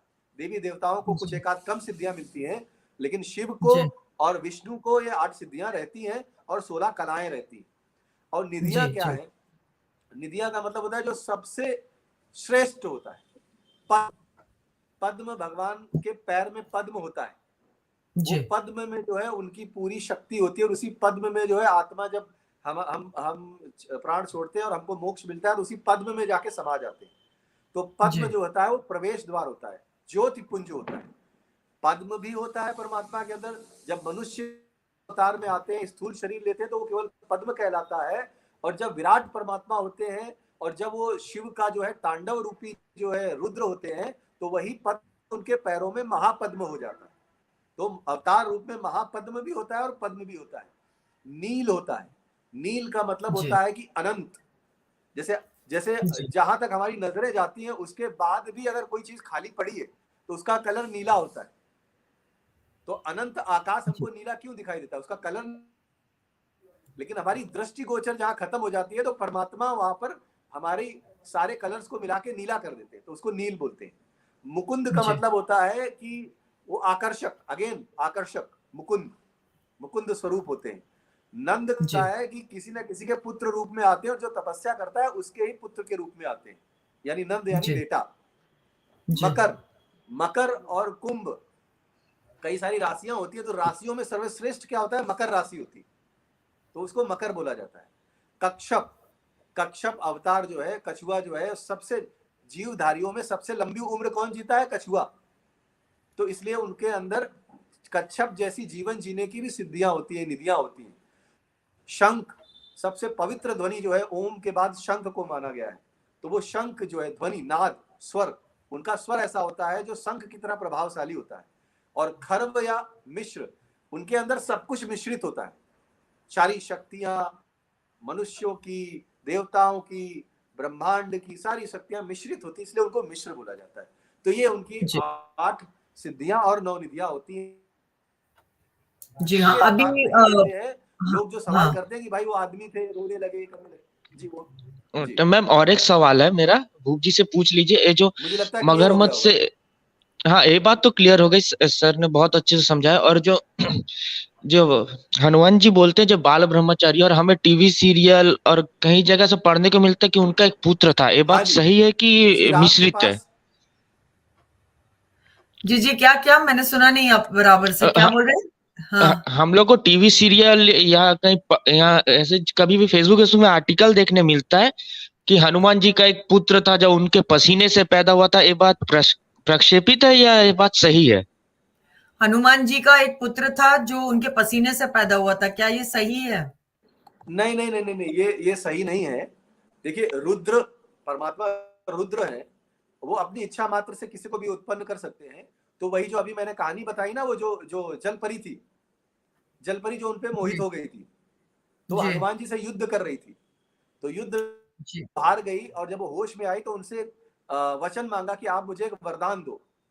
तो वरदान के रूप में उन्होंने बोला कि आपके जैसा शक्तिशाली पुत्र मेरे पास हो। तो रुद्र के लिए वरदान देना कोई बड़ी बात नहीं है, तो उन्होंने तथास्तु कह दिया और अपना ही एक क्लोन बना दिया। उसी समय पे एक बच्चे रूप में अपना क्लोन बना के दे दिया। इसको पुराणों में लोगों को जब साइंस डेवलप नहीं हुआ था तो समझाने लोगों ने बोल दिया कि उनका पुत्र है। पुत्र उनका कभी नहीं था, उन्होंने जो है अपनी क्लोनिंग करके दे दी थी। जो सनातन में क्लोनिंग की व्यवस्था है ना, उस क्लोनिंग के तहत जो है एक पुत्र उसको दे दिया था उसी को, वो जो जल परी थी, रावण ने भेजी थी जिसको। जी थैंक यू सर, मैं लीव कर रहा हूँ, आपने मेरे सभी प्रश्नों का उत्तर दे दिया। Thank you ma'am. Thank you so much, thank you. निपुण जी कुछ महाभारत के बारे में पूछने वाले हैं क्या? उनको लेना है या जी बोलिए, क्या इसी टॉपिक के बारे में? हाँ, निपुण जी को ले लेंगे हम, 1 मिनट। हाँ पूछ लीजिए, मैं दे दूंगा जवाब। हाँ निपुण जी, आपको सवाल रखिए। हाँ जी, मेरी आवाज ठीक आ रही है? जी ठीक आ रही है। क्योंकि मैं फोन से जुड़ा हूँ आज, इसलिए। भूप जी, मैंने आपसे क्वेश्चन पूछना था। मैं ना आजकल महाभारत पढ़ रहा हूँ, उसके अपने क्या नाम है इनका, नरेटेड बाय पूर्णा प्रजना दासा। तो इसमें जो अपने सत्यावती की कहानी है, जब शुरू होती है तो आप भी जानते हो सत्यावती और ऋषि पुरुषों की, जिससे कि उनका अपने वेद व्यास जी पैदा हुए थे। क्या आपको बात ठीक लगती है? मुझे जब से मैंने वो चीज पढ़ी है, मैं थोड़ा सा डिस्टर्ब हो गया। ऐसे लग रहा है कि जैसे गरीब लोगों का इस्तेमाल वो ऋषि करते थे और गरीब लोग अपने फायदे के लिए ऋषियों का इस्तेमाल करते थे। क्योंकि उन्होंने कहा था कि अगर तू मेरे साथ रहेगी, मतलब साथ संबंध बनाएगी, तो मैं तेरे से जो बदबू आती है वो ठीक कर दूंगा। तो वो भी इस बात से राजी होगी और उससे इलिजिबेट चाइल्ड पैदा हुआ जो कि वेद व्यास बने। तो मुझे वो पैरा पढ़ के थोड़ा सा डिस्टर्ब हो गया हूँ मैं कि ये हमारे धर्म में भी ये सब चीजें हैं। तो इसके बारे में थोड़ा बताएं, या शायद उन्होंने गलत डिफाइन किया है जो ये बुक है मेरे पास।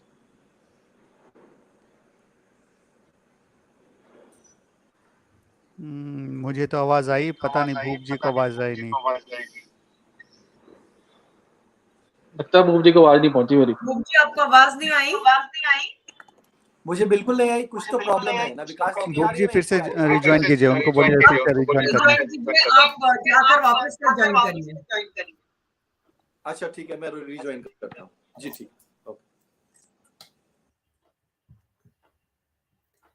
जी हाँ, और कोई है जिनको? हाँ जी, लेंगे हम, और को भी लेंगे। एक तब हमने जो ये डाला था पोलिंग, हाँ, उसका देख लीजिए। हाँ, अभी हम हाँ, फ्यूचर में किस टाइम पे रखें, हमने ऐसे लोगों से पूछा था। तो अभी ज्यादातर लोग 7 बजे का बोल रहे हैं। एक दो लोग बोले थे 9 बजे एक्स मुस्लिम का स्टार्ट हो जाता है, तो कभी कभी हाँ, उनको मुझे उनका पता है। देखना हाँ, होता है। हाँ, तो इसलिए अभी ज्यादातर लोग इस साइड 7 PM बोल रहे हैं, IST है टाइम। तो आप कहीं से भी, जी, अमेरिका से भी कई कई लोग, मैंने देखा है कि हमारे जी, एनालिटिक्स में ना, अमेरिका जी, से सबसे ज्यादा दिल्ली जी, से उठता है, उसके बाद अमेरिका से। तो जी, फिर जी, हाँ, तो अभी 7 PM ही चल रहा है। अगर लोगों को कुछ और करना है तो अभी वोट कर सकते हैं। जी, जी।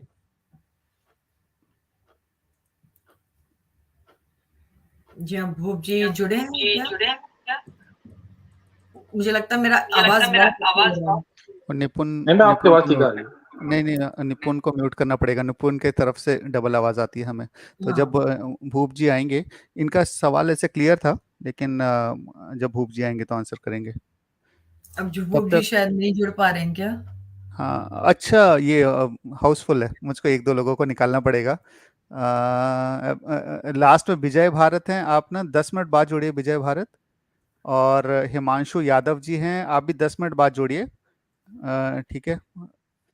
अब आप उनको एक बार कॉल करके मैसेज कर दीजिए कि अब वो जी हाँ, जुड़ सकते हैं। मैं आपको इधर से हटा देता हूँ। अद्वैत जी, मैं आपको ले रहा हूँ, जस्ट इन केस आपको कुछ बोलना है तो आप बोल सकते हैं। प्रणाम माता जी, प्रणाम मॉडरेटर जी, प्रणाम भूप जी in absent. I want to tell a specific thing about Hanuman ji. Basically, Hanuman ji was a humanoid. There was many type of humans in the earlier time. This is one of the proof of Ramayana that we find that alternate humans are also there in Ramayana. As we go in the older sections of our human history, we find that there are a lot of parallel species of human beings. These are Homo habilis, the Neanderthals, the Homo erectus, Homo florescensis. These all are these various type of human beings were there. And there is all these human beings also married with each other. There is proofs have been found that they used to marry with each other. Like we have 4% of Neanderthal genes in us. So therefore, it is. Am I audible? हाँ Am I जी, हाँ audible? जी, हाँ आपकी आवाज आ रही है. Yeah. These human beings, these separate species of human beings, actually married with each other, and after marrying, they used to have children. And Denisovans were discovered in the recent, few years ago. Denisovan men were there, and human beings have been found to have 3 genetic structures, distinct species. These are Denisovans, Homo sapiens, that is we are at the present, then Neanderthals. And another third one is there that has not been still found. And all the apes that are actually human-like have no tails, but humans sometimes develop tails. I want to tell something, that human babies develop tails. There are some tails found. We can say the third human being that is still not being recognized. It has not been found in the archaeology, but it is found in actually the genetics. In the genetic code, there is existence of the third human being, third form of human being, distinct from the Neanderthals and the Denisovan man. These humans, I am postulating, could have phenotypical tails, as Ramayana suggests. And I am very much sure of that if third form of human beings is ever found, they will be found. It is possible that I am putting an hypothesis here that they may have tail. They may have tail, and it is highly likely. So Hanumanji is the proof, the antiquity of Ramayana. That much only. Thank you. जी बहुत बहुत धन्यवाद अद्वैत जी. आप थोड़ा सा scientific और उस level पे जाते हैं जो कि काफी कम दर्शक हमारे समझ पाएंगे, लेकिन फिर भी आपने जो एस्पेक्ट दिया है ना, वो बहुत ही सराहनीय है. थैंक्स फॉर जुड़ने के लिए. अभी भूप जी को ले लेते हैं. विकास, क्या मैं इनको जवाब दे सकता हूँ? Being a biotechnologist, I just want to answer him. Sure. हाँ बोलिए नुपुंज जी. इसका बेसिकली थर्ड स्पीसीज नहीं है. जो हमारा जीन पूल है उसके अंदर पहले हमारे पास कुछ ऑर्गन्स होते थे, जो कि आप वेस्टिजल ऑर्गन्स बोलते हैं उनको, जिनकी हमारी लाइफ में, हमारी बॉडी में जरूरत नहीं है. उसी में आता है ये जो टेल है. तो किसी ह्यूमन में जीन एक्सप्रेशन हो जाता है उसके, तो उसमें टेल आ जाती है, लेकिन वो वेस्टिजल ऑर्गन है, हमें जरूरत नहीं है उसकी. ऐसे हमारी बॉडी में 3-4 ऑर्गन्स हैं. तो ये टाइम के साथ खत्म हो गए क्योंकि हम इसका इस्तेमाल नहीं करते थे. तो थर्ड स्पीसीज नहीं है, वेस्टिजल ऑर्गन्स है. No. You are a genetic. You have been in the genetic. Switching genes. You know what is the switching genes? The switching genes are those genes that are switched off. Like birds have got teeth, but in the embryo, birds have got teeth. But the switching gene, what happens because of evolutional pressure? The switching gene switches off the teeth of the bird. That is why the modern bird do not have any teeth on their beaks. It is possible that those. I'm putting this hypothesis that these switching genes may be present in the human embryo due to the genetic influence of the older human beings that can be Hanuman, one of the species of Hanuman. Let me explain. इसमें मैं आध्यात्मिक कुछ the chromatin material what we have ना, तो जितना भी हमारे पास chromosomes है ना, उसमें से 90% तो वेस्ट है. सही बताऊं मैं, उसके अंदर बहुत सारे थ्रेड्स और वायरसेस के जुड़े हुए हैं हमारे क्रोमोसोम्स में. और पुराने जो हमारी एवोल्यूशन है, talking in the line. I am talking in the. I know about human genetics. आप हाइपोथेसिस अपनी बता रहे हो, मैं साइंटिफिक बात कर रहा हूँ जो किताबों में लिखी है. निपुण जी आप अपनी बात रखिए, और फिर एक लास्ट टाइम मैं उनको लूंगा और फिर हम इस टॉपिक को खत्म करेंगे. लेकिन उनका कहने का ये बात था कि ये जो है, ये जीन्स हमारे अंदर हैं, जो कि उस टाइम हनुमान के अंदर ग्रो हो गए थे, और अभी भी ये फ्यूचर में भी आ सकते हैं, या फिर रिसेसिव जीन्स जो बोलते हैं हमारे बायोलॉजी में, है ना, ये रिसेसिव जीन्स है हमारे अंदर. मैं सोचता इसके हूँ बाद हनुमान जी पुराणों में जो नियंत्रण लिखा हुआ है वो मैं चलो एक्सप्लेन करना वो एक लाख चाहूंगा। 5 प्रोसेस है। जी जी हाँ भूप जी, जी, मैं आपसे भूप क्वेश्चन हमारे पूछ सकता हूँ, पुराण मेरी क्या आवाज आ रही कहते है हैं? आपको? अच्छा बोलिए बोलिए जी। हाँ भूप जी बोलिए। भूप जी, मैंने ना एक महाभारत मंगाई है अमेजोन से। वो है जी नरेटेड बाय, थोड़ा मैं नाम धीरे बोलूंगा क्योंकि मैं पंजाबी हूँ तो मेरे से संस्कृत अच्छे से बोली नहीं जाती। नाम है जी पूर्णा प्रजना दासा। महाभारत अच्छा ऑथेंटिक प्रेजेंटेशन नरेटेड बाय पूर्णा प्रजना दासा। तो इसमें मैं पढ़ रहा था तो इसमें सत्यावती की कहानी इन्होंने बड़ी बोल्डली लिखी है कि सत्यावती को वो ऋषि, क्या नाम थे उनका, हम्म परशु, क्या वो मिलते हैं और वो बोट में रिलेशन हम्म बनाते हैं। तो मेरा क्वेश्चन ये था कि क्या ये जो अपर कास्ट थी ये उन लोग उस टाइम में लोअर कास्ट की को इस्तेमाल करती थी? दूसरा मेरा क्वेश्चन ये है कि सत्यावती भी राजी हो नहीं नहीं जाती नहीं है ये देखिए तो जी जी, जी मैं क्वेश्चन पूरा कर देखिए लूं। ये सत्यावती भी नरेटिव राजी हो जाती फेक है है। कि अच्छा जी, मैं जी क्वेश्चन पूरा कर लूं सर। सत्यावती देखिए भी राजी इसमें हो जाती है कि मेरे को वो हाँ वरदान देंगे कि मेरे से बदबू चली जाएगी। उनसे वो बेटा पैदा होता है, वेद व्यास, वो एकदम से बड़ा हो जाता है। तो ये मेरा क्वेश्चन है कि ये सही है गलत है, आप इस बारे में बताएं सर। देखिए जो जो घटना होती है उसको इलैबोरेट करके और अपनी सोच को उसमें घालमेल करके डाल के ये मिलावटें करी जा सकती हैं। देखिए आप उसमें उनकी व्याख्या मत पढ़िए, वो श्लोक पढ़िए। जब आप श्लोक पढ़ेंगे और उसका असली अर्थ समझेंगे तो वो जो है जो पुत्र रत्न की सत्यवती ने प्राप्ति की थी वो जो है टेस्ट ट्यूब बेबी, क्लोनिंग और जो तीसरा तरीका होता है सैरोगेसी, उसके तहत की थी। वो संभोग नहीं किया था उन्होंने, पुत्र के लिए उन्होंने कामना की थी सत्यवती ने। और हमारा मॉडर्न समाज जो है, सनातन समाज पहले से इतना मॉडर्न रहा है कि कोई कुंवारी कन्या यदि चाहे तो वो नियोग का मतलब होता है बिना योग के, और वो 3 तरीके से संतान उत्पन्न होती है। आज साइंस ने उसको प्रूव कर दिया। इस पे मैंने पूरी स्ट्रीम करी है, 4 या 5 नंबर की स्ट्रीम है, आप वो भी देख लीजिएगा तो आप रिलेट कर पाएंगे। तो सत्यवती ने जो है क्लोनिंग के तहत, वो ऋषि जो होते हैं, ऋषि का मतलब होता है साइंटिस्ट, आज के डॉक्टर्स, वो सारी जो है टेक्नोलॉजी जानते थे। जैसे द्रोणाचार्य का नाम ही द्रोण क्यों पड़ा? क्योंकि एक पात्र में जो है रज और ओज दोनों को जो है रखा गया था, और उस पात्र से, यानी टेस्ट ट्यूब बेबी, आज की डेट में टेस्ट ट्यूब बेबी होते हैं, तब वो एक पात्र बोला गया। द्रोण का मतलब होता है पात्र या घड़ा। तो उसमें से उत्पन्न हुए थे बिना माँ के, द्रोणाचार्य की माँ नहीं थी। इसी तरह से सत्यवती ने उनसे उस समय कोई भी किसी से, ऋषि से या किसी भी उसका जो है रज या ओज मांग सकती है। ओज का मतलब होता है वीर्य। तो वो जो है, जैसे विकी डोनर फिल्म देखी होगी आपने, वैसे ही उन्होंने अपना जो है ओज जो है उसको दिया था, और उसके जो है रज को दोनों को मिश्रित करके एक पात्र में रखा था, और उससे जो है व्यास जी की उत्पत्ति हुई थी। इसलिए उनको मत्स्य जो है कन्या का पुत्र कहा जाता है। और सनातन में सीधा सीधा सिंबल है कि एक बार पुत्र रत्न की प्राप्ति करने के लिए आप अगर अविवाहित हो और आपकी इच्छा है कि आप जीवन भर विवाह नहीं करोगे, परमात्मा को समर्पित होकर पूजा पाठ करोगे, या फिर आप शादी नहीं करोगे, तो पुत्र रत्न की प्राप्ति आप कर सकते हो। महाभारत में एक दूसरा प्रकरण भी आता है, राजा ययाति और शर्मिष्ठा का। ठीक है, तो शर्मिष्ठा ने ऐसी जो है इच्छा जाहिर की थी, तो राजा ययाति ने बाकायदा उससे शादी करी थी। ठीक है, तो ये जो है, ये भ्रांतियां हैं जो भाष्यकार होते हैं। देखिए हमारा वेद पुराण जो है अनंत काल से चला आ रहा है, और श्रुति और स्मृति के तहत है।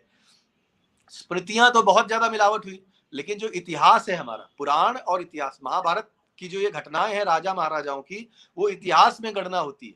तो इतिहास में कई बार चीजों को बढ़ा चढ़ा के बोल दिया जाता है, कई बार उसको जो है व्याख्या करने वाला अपनी सोच के हिसाब से उसको डाल देता है, समय काल परिस्थिति के हिसाब से। अभी आप देखिए कि अमेरिका में हार्वर्ड यूनिवर्सिटी में डिसमेंटलिंग सनातन के नाम से एक मुहिम चल रही है। उस मुहिम के तहत सनातन के खिलाफ एक वेबसाइट बनाई गई है। अंग्रेजों ने भी हमारे सनातन के ग्रंथों की जो है व्याख्या करनी शुरू कर दी थी, ताकि सनातन को बदनाम कर सके। मुसलमानों ने 1917 का मैंने केस दिया, दीन इलाही का केस दिया, 1927 का एक केस दिया, मनुस्मृति और वाल्मीकि रामायण। तो ये छोटी छोटी मिलावटें करके हमारी कहानियां वही है, हमारी घटनाएं वही हैं, लेकिन उसको इलेबरेट करके या तो अश्लील बना देना है या तो भ्रामक बना देना है। ये काम जो है सनातन के, जो डिसमेंटल करना चाहते हैं सनातन को।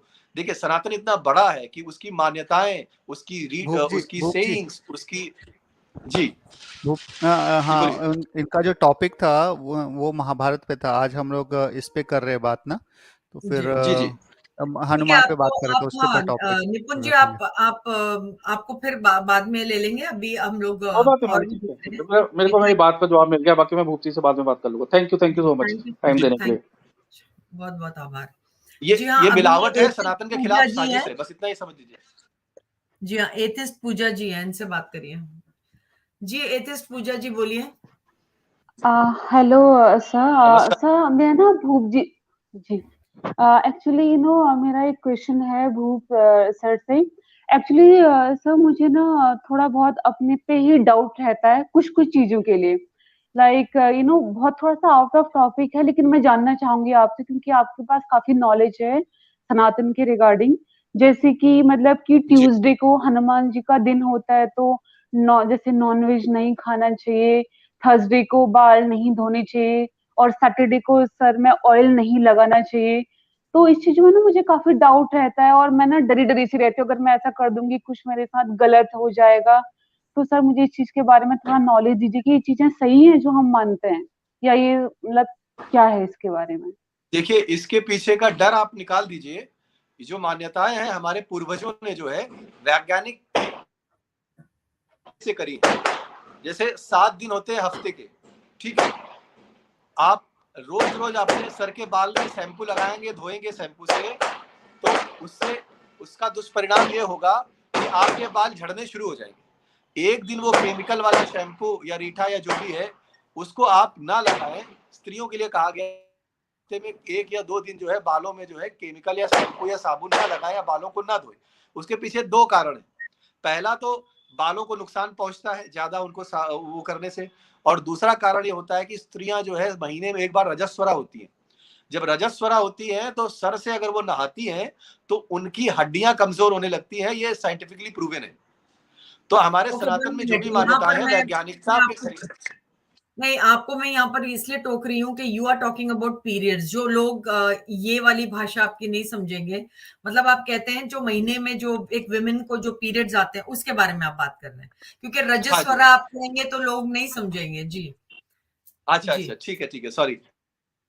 हाँ, तो मेरी एक्चुअली पढ़ाई वेदों में शुद्ध संस्कृत और शुद्ध हिंदी में हुई है, तो जब मेरी जो कंफर्ट जोन वही है, और मैं चाहता हूँ कि हिंदी या संस्कृत मुझसे सुन के लोग सीखना शुरू करें, कम से कम अपनी भाषा में ज्यादा अच्छे से समझ में आता है। एनीवेज, मैं सरल भाषा में समझा देता हूँ। तो रजस्वला होने की वजह से स्त्रियों के लिए खासकर जो है हफ्ते में 1 दिन का वो रख दिया गया है, तो उससे जो है बालों को नुकसान न पहुंचे और हड्डियां के, क्योंकि क्या होता है कि जो पीरियड्स होते हैं उससे जो है कैल्शियम ज्यादा मात्रा में उसमें जो है प्रयोग होता है, तो शरीर में कैल्शियम की कमी ना हो, इसलिए दिन के हिसाब से दालों में प्रोटीन और कैल्शियम और ये सारे पदार्थ पाए जाते हैं। तो हर दिन के हिसाब से दालों को खाने की व्यवस्था है कि सोमवार को आप जो है मसूर की दाल, उसकी उड़द की दाल खाएंगे, सैटरडे को उड़द की खाएंगे, संडे को चने की खाएंगे, सोमवार को जो है आप मूंग की सफेद दाल खाएंगे, मंगलवार को आप मसूर खाएंगे। तो ये प्रतिदिन आप दालें खाओगे तो आपको प्रोटीन मिलेगा। मांस खाना हमारे यहाँ पूरी तरह से वर्जित है, तो दिन के हिसाब से खाना और दिन के हिसाब से आपका नहाना धोना या ये चीजें हैं, ताकि आपके शरीर को कोई हानि ना पहुंचे। वैज्ञानिक रूप से हमारे जो है श्रुति संहिता हो या कोई भी हमारे ऋषि मुनि इतने उन्नत थे कि वो जो है कोई भी चीज देते थे उसके पीछे कोई ना कोई वैलिड कारण होता था। तो इसलिए गुरुवार का दिन बना दिया गया, लेकिन वो सिर्फ और सिर्फ आपकी हड्डियों और आपके जो है स्वास्थ्य को लेकर है। जी, और मंगलवार और शनिवार का तो ये जो है ओके हाँ, सर, एक्चुअली मैंने ये सुना था कि थर्सडे को मतलब बाल धोने से मतलब भाई के लिए होता है, तो उस दिन बाल नहीं धोने चाहिए। मैंने मतलब एक्चुअली मैंने ऐसा सुना हुआ है, तो ये चीज सही है कि नहीं है? नहीं, ये गलत है। इसके पीछे का कारण क्या है? हमारे जो ऋषि मुनि थे, पहले के लोग थे, तो वो क्या करते थे, जो कोई चीज किसी से कहलवानी है तो अगर वो बता देंगे आपको नुकसान होगा, तो कई बार कई लोग जो होते बोलते हैं अपना नुकसान होगा कोई बात नहीं, फिर भी ड्रिंक करते हैं, दारू पीते हैं, सब करते हैं। तो उसको किसी डर से जोड़ दिया जाए ताकि लोग जो है जानबूझ के, ये उनकी भलाई के लिए होता है। जैसे छोटा बच्चा होता है, उसको कहीं जाने से बचाना होता है तो बोलते हैं कि रास्ते में कोई उठाने वाला आ जाएगा, आपको उठा ले जाएगा, मंकी आ जाएगा, कुछ हो जाएगा। तो एक तरह का डर कर दिया गया था। अब जो है वैज्ञानिक रूप से हम इतने उन्नत हो गए हैं कि अब इन किंवदंतियों को, इन डरों से बाहर आना है और वैज्ञानिक आधार पर हमको समझना है और अपना भला बुरा खुद सोचना है। जी जी जी एथिस okay sir, thank you so much. Thank you so much, बहुत बहुत आभार आपका। जी हाँ, अभी दूसरे को लीजिए। जी हाँ, जितेंद्र कुमार जी। नमस्ते भूप जी, क्या हाल है? नमस्ते नमस्ते, बोलिए जितेंद्र जी, बोलिए। हाँ जी, आप ये जो अष्ट सिद्धि नवनिधि इनके विषय में बात कर रहे थे, ये सिद्धियां हनुमान जी को प्राप्त कहाँ से हुई थी? देखिए, हनुमान जी अवतार थे, तो वो बाय डिफॉल्ट उनके पास थी, लेकिन एक घटनाक्रम के तहत जो है उनको जो है उनकी माता शिव की स्तुति करती थी। रुद्रावतार में जब उनका जन्म हुआ था, तो उनके जन्म से वो सिद्धियां उनको प्राप्त हो गई थी। जी ठहर जाइए, आप रामचरितमानस पढ़ी है आपने? मैं रामचरितमानस इसलिए नहीं पढ़ी है क्योंकि उसमें जो है तुलसीदास जी नहीं, मैं कारण नहीं पूछ रहा, हाँ या ना बताइए। नहीं, मैंने नहीं पढ़ी है क्योंकि मैं उसको मानता नहीं हूँ। हाँ, मैं वाल्मीकि ना रामायण मानो, को वो मानता आपके हूँ। मानने की बात ये नहीं कि आप क्या मानते हो क्या नहीं मानते हो। बहुत से लोग जी। मानते हैं, बहुत से लोग वो नहीं मानते होंगे जो आप मानते हैं। हाँ ठीक है, उसने अच्छी कहा बात है, मैं उसका हमारा सनातन तो हाँ, इजाजत देता है। अष्ट सिद्धि जी, जी। नवनिधि के दाता इस बर दीन जानकी माता, जिसके पास जो ये बर हाँ जी, हाँ। जानकी माता ने उन्हें दिया था, ये तुलसीदास जी का कहना है। परंतु मजे की बात हाँ। यह है कि जिसके पास जो चीज होगी वही तो देगा ना। अगर हाँ। उनके पास ये सिद्धियां हाँ। खुद पे ही नहीं है तो दूसरे को कैसे दे देगा? दूसरी बात, नहीं, ये गलत अगर है, ये इसीलिए तो मैं सिद्धियां, तुलसीदास जी को नहीं मानता हूँ। ना ये एक अलग तुलसीदास जी बात को है, इसलिए मैं नहीं आगे मानता। आ रहा हूँ। जी। अगर ये अष्ट सिद्धियां हनुमान जी के पास थीं और नवनिधियां जी। भी थीं, इन जी। सिद्धियों और नवनिधियों का प्रयोग उन्होंने पूरे रामायण के प्रसंग में उनमें से इक्का दुक्का सिद्धियों का या नवनिधियों का प्रयोग किया है। पर काया प्रवेश नहीं किया, पराक्रम में तो दिखाया उन्होंने, ऐसी बहुत सी चीजें जो नहीं करी उन्होंने। और सिद्धियां होना ही काफी नहीं है, उनका इस्तेमाल भी करना आना चाहिए।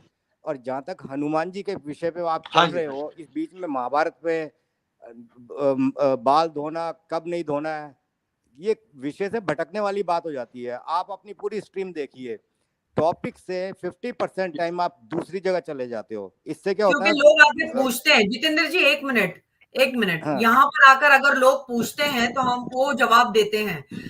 ये भी पता है कि इसी विषय में बात करना है, लेकिन फिर भी लोग अगर कोई चीज पूछते हैं तो वो हमारा कर्तव्य होता है कि हम बताएं। इसमें वो आप आपकी बात ठीक, वो अलग नहीं, नहीं वो जा आपकी बात ठीक है। इससे क्या जी। होता है कि एक भटकाव सा आ जाता है कि यार एक विषय पे चल रहे हैं, उसमें फिर बहुत सारी बात जो उस विषय पे होनी चाहिए ना, वो नहीं हो बट हो पाती है। सकता है कि ये बात से भी किसी को लाभ हो, ये बात से भी किसी को कुछ पता चले। अगर ये लड़की ने पूछा है, जी हाँ, मैं समझ रही हूँ, लेकिन फिर भी हाँ। अगर कोई आता है मेरे इधर ज्वाइन होता है और अगर कोई ऐसा सवाल, उसने कोई 5 मिनट का टाइम लिया होगा, आप बताइए आपका क्या प्रश्न है? जी। हाँ, मेरा प्रश्न यही था, वो जो अष्ट सिद्धियों की बात चल रही थी, उसमें अपने शरीर को बढ़ा लेना, लघुमा, अरिमा, गणिमा, इस तरह की सिद्धियां है ना उसमें, तो शरीर को बढ़ा लेना। यदि वो हनुमान जी अपने शरीर को 100 योजन तक बढ़ा सकते थे, जैसा कि उन्होंने बढ़ाया भी, जैसे सामने एक राक्षसी थी वो बढ़ाती थी तो वो भी बढ़ा लेते थे, तो समुद्र जो था बीच में वो 100 योजन का ही था, तो वो एक कदम में दूसरी तरफ जा सकते थे। तो उन्होंने अपनी सिद्धियों का प्रयोग बुद्धिमानी से नहीं किया। यहाँ मैं ये कहना चाहता हूँ, अगर वो नहीं प्रयोग करते तो एक कदम से उधर चले जाते, एक कदम से इधर आ जाते। ऐसे ही सारी सेना को नहीं, देखिए, उधर रख देते, मेरी बात को बनाने की सुनिए, जरूरत नहीं पड़ती। मेरी बात को सुनिए। हाँ जी, आप समझे नहीं। हनुमान जी जब भगवान श्री राम के, आप मेरी बात को ध्यान से सुनिए, आपका उत्तर मैं देता हूँ। जब भगवान श्री राम के सानिध्य में होते हैं, उनकी सेवा कार्य में जब लगे हुए हैं, तो वो उनकी आज्ञा का उल्लंघन नहीं कर सकते हैं और अपनी सीमाओं को नहीं लांघ सकते। और दूसरा बात है कि हम्बलनेस हनुमान जी का कैरेक्टर से छलकती है कि इतना शक्ति होने के बाद भी अपनी शक्तियों को वो भूल जाते थे।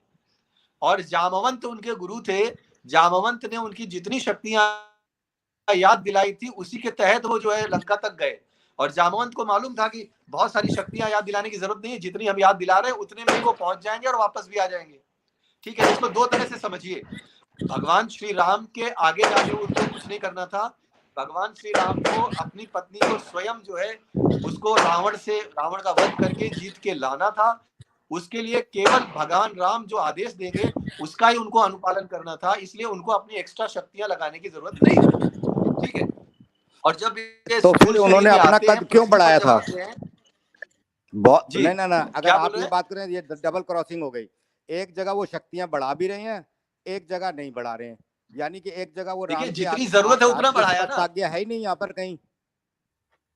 देखिए आप जो है इन चीजों पे आप खामखा में उलझने की पूरी रामायण पढ़ी है, कर रहे हैं। ये एमए में मेरे ये आपका प्रश्न ही प्रासंगिक नहीं है, फिर भी मैं उत्तर दे देता हूँ, आप ध्यान से सुनिए, बीच में टोकिए मत।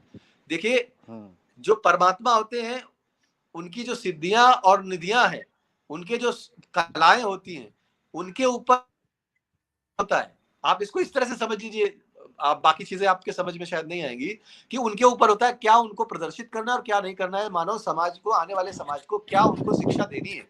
ठीक है, तो उसमें ये शिक्षा थी। जब हनुमान जी गए थे तो एक पहाड़ था जो जिसके पंख थे, पहाड़ के पंख थे, कुबेर उसको नारद कुबेर जी कि आप हनुमान जी आ रहे हैं, रुद्र अवतार हैं, आप उनको जो है विश्राम करने की जगह दे दीजिए। तो वो केवल मैनाक पर्वत की बात कर रहे हैं आप, मैनाक का टच कराने के लिए, मैनाक हाँ पर्वत। जी हाँ जी, तो वो टच कराने के लिए वो जो है वो जी, तो ऊपर आए और उसके बाद वो चले गए। तो जितनी जरूरत होती है, परमात्मा वो सर्वशक्तिमान है, उनकी जो मर्जी होगी करेंगे, नहीं होगी तो नहीं करेंगे। आप कैसे सवाल कर सकते हो कि उन्होंने बढ़ाया क्यों नहीं, घटाया क्यों नहीं? ये अप्रासंगिक सवाल है, इसमें कोई तथ्य नहीं रामायण में जो उन्होंने किया सीख देने के लिए किया। जी देखिए, बाद में अगस्त ऋषि जब आते हैं, रावण का वध हो चुका है, और अगस्त ऋषि आते हैं, उनको बताते हैं कि आप क्या हो श्री राम को। कमाल की बात है, जो खुद परमात्मा के अंश हैं उन्हें स्वयं नहीं पता कि वो परमात्मा के अंश हैं, और रामचंद्र जी ने कभी नहीं कहा कि मैं उनका अंश, उन्हें पता ही नहीं है। फिर जब उन्हें खुद नहीं पता तो शक्तियों के बारे में क्या पता होगा?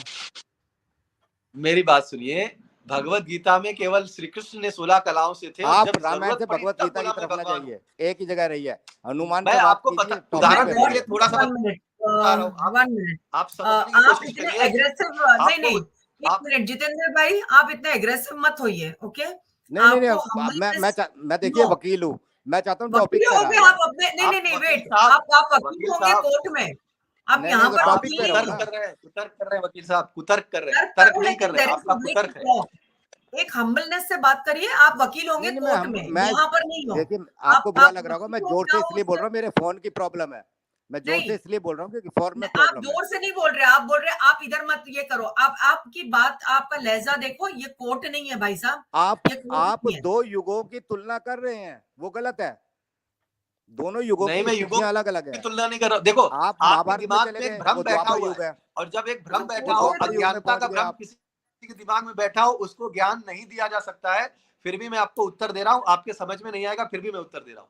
आप समझिए, भगवान को जब जरूरत पड़ती है तभी बोलते हैं कि मैं परमात्मा हूं, बाकी अपनी लीलाएं करते हैं। और एक बार जो है कौशल्या को जन्म के समय बता दिया था चतुर्भुज रूप में कि मैं परमात्मा हूं। उसके बाद मर्यादा पुरुषोत्तम इसलिए कहलाए कि उन्होंने मनुष्य के समान मर्यादा में जीते हुए अपने पूरे घटनाक्रम को किया, मर्यादा में रहकर जो है अपने जीवन को जिया, ये लीलाएं करी। तो अगर हनुमान जी अपनी शक्तियों से उस मर्यादा को लांघ जाते तो भगवान की भी मर्यादा टूटती। इसलिए हनुमान जी जितना जरूरत थी, जितना आदेश मिलता था उतना ही करते थे, और समय के हिसाब से जो जरूरत होती थी उतना ही करते थे। और भगवान श्री राम इतने हम्बल थे, हम्बलनेस की बात अभी कर रहे थे ना, तो परमात्मा स्वयं में इतना जो है हम्बल होता है कि वो जो है अपनी शक्तियों की व्याख्या नहीं करता है, उसकी शक्तियों की व्याख्या मनुष्य को पहचानना होता है। और भगवान राम 12 कलाओं में आए थे, कृष्ण 16 कलाओं में आए थे, और महाभारत के समय दोपहर में जरूरत थी तब उन्होंने बोला कि मैं भगवत गीता का ज्ञान दूंगा, ताकि कलयुग में भगवत गीता ही जो है उनके रूप में मानी जाए। उसके अलावा त्रेता में जब भगवान राम थे तब उनको परमात्मा रूप बताने की जरूरत नहीं थी। उनको मर्यादा सिखाना था कि गुरुओं की इज्जत करनी है, गुरुओं की आज्ञा का पालन करना है, पिता की आज्ञा का पालन करना है, ये सारी चीजें लोगों को सिखानी थी। तो अगर वो बोलते थे मैं भगवान हूं तो फिर लोग उनके पैरों तले गिर जाते, तो वो फिर ये मर्यादा कैसे सिखा पाते? तो उनकी लीलाओं के पीछे एक कारण होता है, आप शायद समझ पाओ या ना समझ पाओ मुझे नहीं मालूम है, लेकिन मैंने जो व्याख्या की है बहुत ही बेहतर तरीके से आपको समझा दी। जी हाँ, आपने बहुत अच्छा समझाया कि जिस तरह से जिस समय समाज को जिस ज्ञान की आवश्यकता है वही देने के लिए प्रभु अवतरित होते हैं समय के अनुसार। जैसे हाँ जी, हाँ रामचंद्र जी ने समाज अमर्यादित हो रहा होगा तो मर्यादा सिखानी थी, और इसी तरह से श्री कृष्ण के समय में अगर कर्म की ओर ले जाना था तो उसके लिए वो उन्होंने अवतरण लिया। तो यानी कि ये अवतारों का जो आना है, अवतरण होना है, ये समाज की स्थिति पर निर्भर हो जाता है। जी ठीक है, धन्यवाद जितेंद्र जी जुड़ने के लिए। बहुत बहुत धन्यवाद, आपसे बात करके अच्छा लगा। ठीक है, जुड़ते रहिएगा। Thank you. अभी मैं हिमांशु यादव जी को लेता हूँ।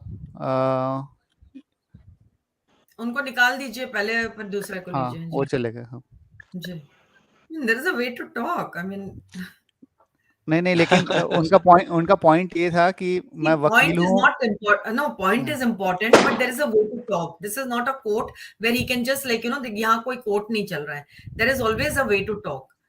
हाँ, लेकिन ना मुझे लगता है वो हरियाणा वालों की ना एक खड़ी बोली होती है। हरियाणा का तो मेरा भी जमाई हरियाणा का है, प्लीज। चलिए ठीक है, कोई बात नहीं, जितेंद्र जी समझ जाएंगे। हाँ, let's not talk about Himanshu that. जी हिमांशु जी बोलिए। हिमांशु जी आपको आवाज आ रही है? बोलिए।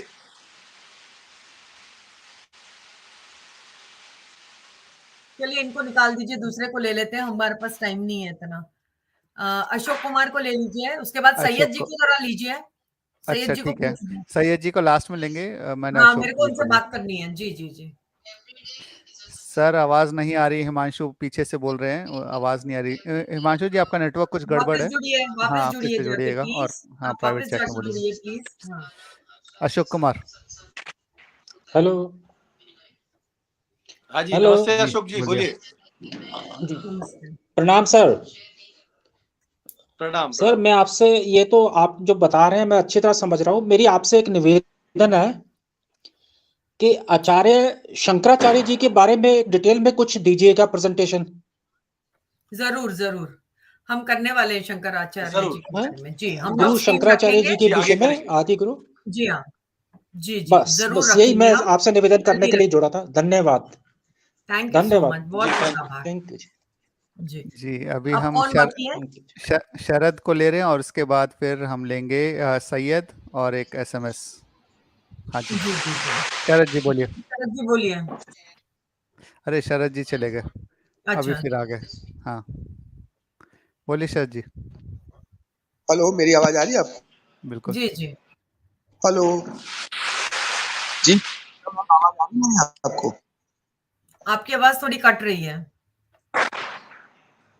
शरद हूँ, मैंने आपको वो ब्रिज टैक्स के ऊपर एक जो YouTube का लिंक दिया था, शायद आपने देखा होगा। किसके ऊपर?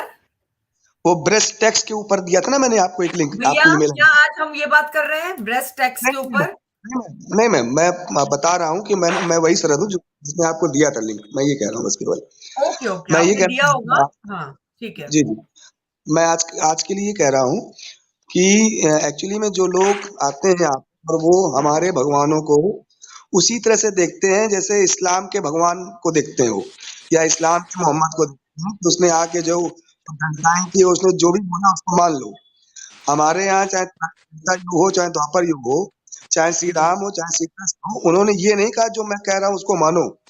उन्होंने उस चीज को कहा है, और ये कहा कि मैं जो कर रहा हूँ, कहा भी नहीं उन्होंने, बल्कि उन्होंने अपने आचरणों से अपने आप को व्यक्त किया है कि समाज के लिए अच्छा क्या होना चाहिए। अब आपके पास बुद्धि है, आप खुद देख रहे हो कि मैंने अपने जीवन में क्या किया है, लोगों ने अपने जीवन में क्या किया है, कैसे किया है, और उसके ऊपर समाज में क्या असर हुआ। यहाँ तक कि भगवान ने बताया है कि यदि कभी किसी कारणवश उनसे भी कोई गलत काम करना हो जाता है, मान लीजिए कोई एक काम आप कर रहे हो जो किसी एक जगह किसी एक पर्पस के लिए सही है, लेकिन उसी दूसरी पर्पस के लिए वो काम गलत दिखाई देता है, तो भगवान का कहना है कि भगवान का दर्शनाना ये भी था कि आप किसी काम के लिए आप एक सही काम कर रहे हो, लेकिन यदि वो वही काम दूसरी परिप्रेक्ष्य में गलत है तो उसकी सजा भी भगवान को मिली है। यानी यहाँ ऐसा नहीं है कि भगवान आए, उन्होंने कहा जो मैं बोल रहा हूँ सब सही हो, मान लो, और इसलिए मुझे पूजो। श्री राम ने कभी कहा ही नहीं कि मुझे पूजो। श्री राम तो एक मर्यादा के अवतार के रूप में थे, और दुनिया को दिखाने के लिए थे कि जीवन में आपका आचरण कैसा होना चाहिए और क्या क्या आप करेंगे उसका क्या क्या फल होगा।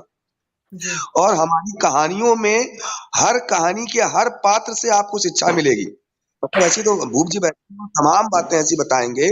जैसे एक उदाहरण के लिए मैं केवल आपको बता दूं कि जैसे जो केकई जी को जो हमारे दशरथ जी ने वरदान दिया था उनकी मदद करने के लिए कि तुमने मेरी रण में मदद ये को निकलने से रोका, मुझे बचाया गिरने से, तो तुम वरदान मुझसे मांगो।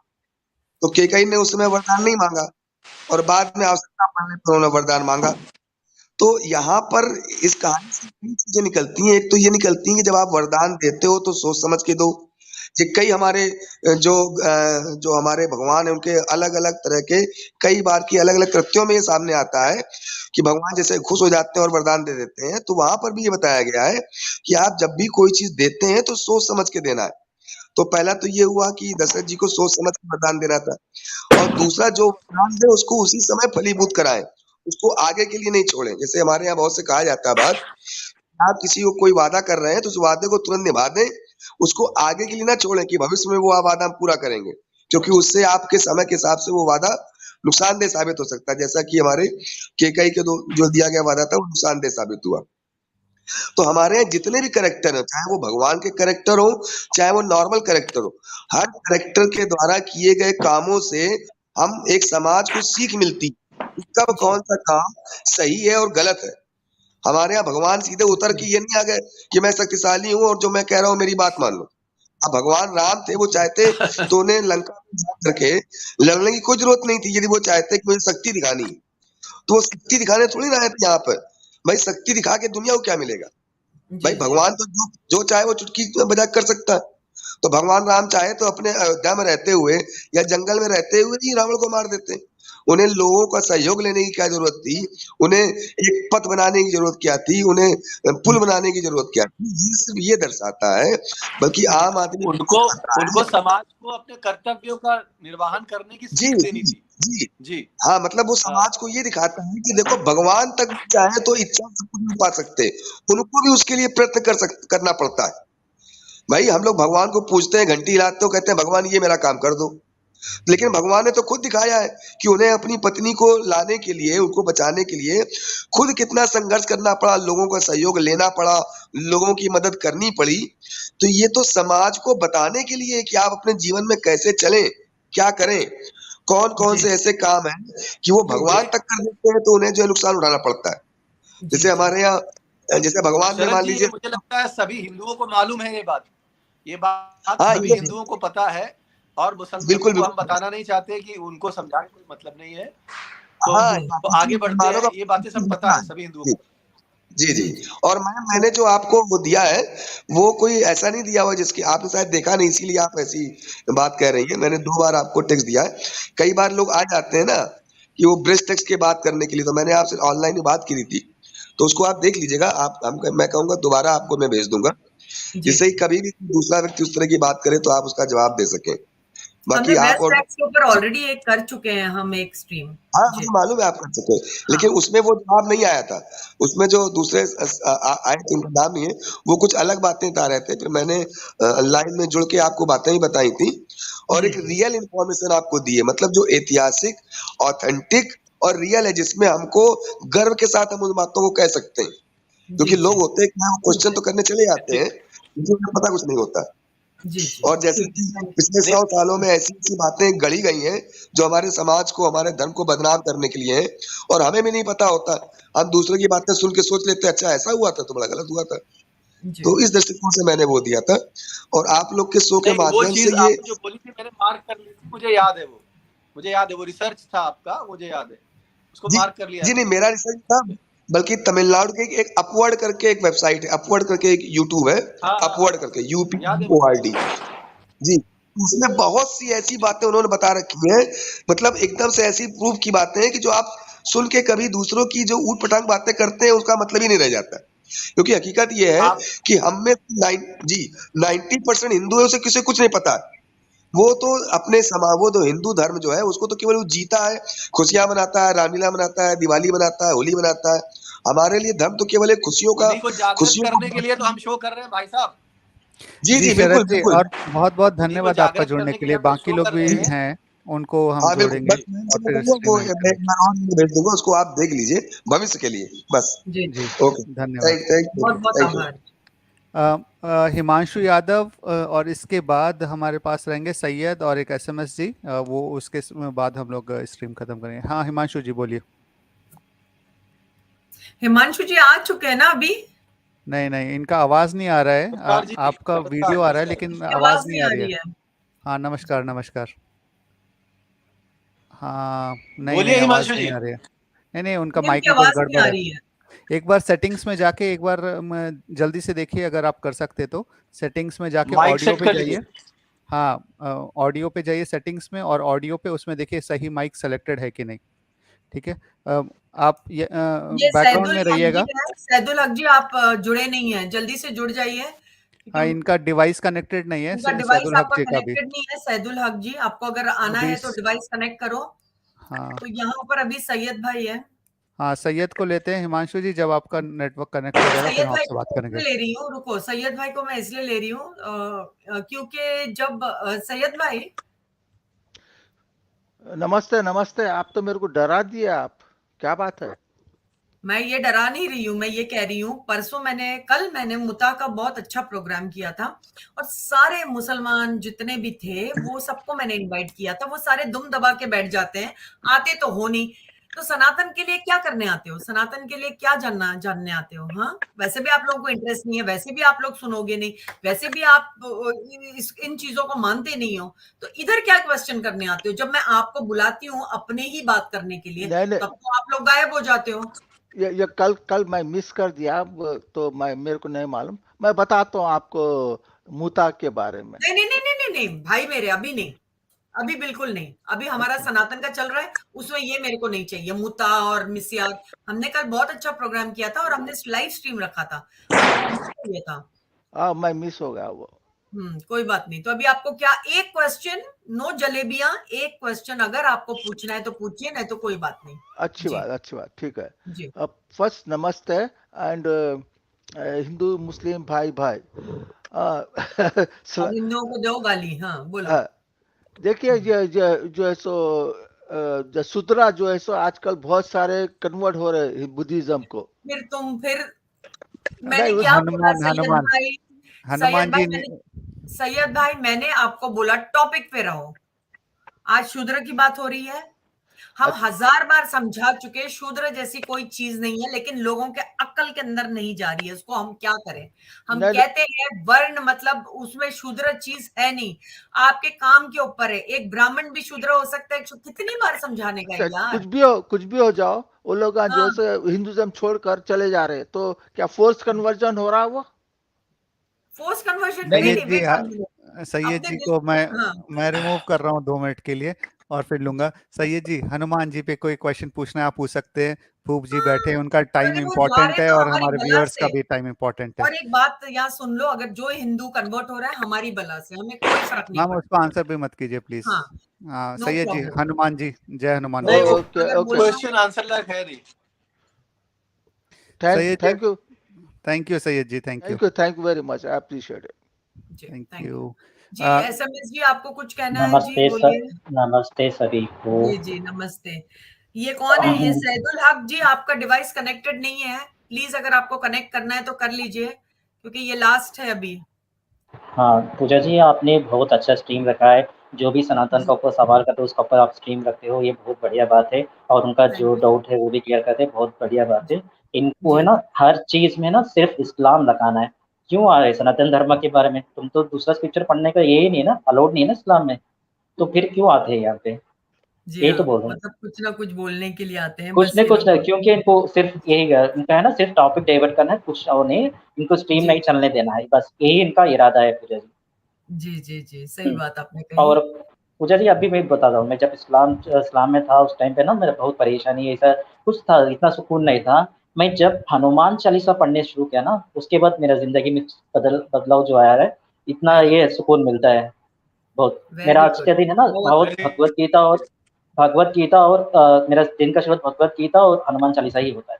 देखो मैं यही कहती हूँ कि मतलब देखो, एक मैं बात अभी यहाँ नहीं कहूंगी कि मैं ये कह रही हूँ कि अरे देखो अभी मेरे कितने कम हो गए व्यूअर्स लोग आके देखो, एक्स मुस्लिम्स जैसे हनुमान चालीसा पढ़ के उनको कितनी शांति मिलती है। तो आप लोग मतलब फॉरगेट अबाउट, मत आओ मेरे चैनल पर, कोई बात नहीं, मत वो करो, लेकिन कुछ सीखो लोगों से सही में।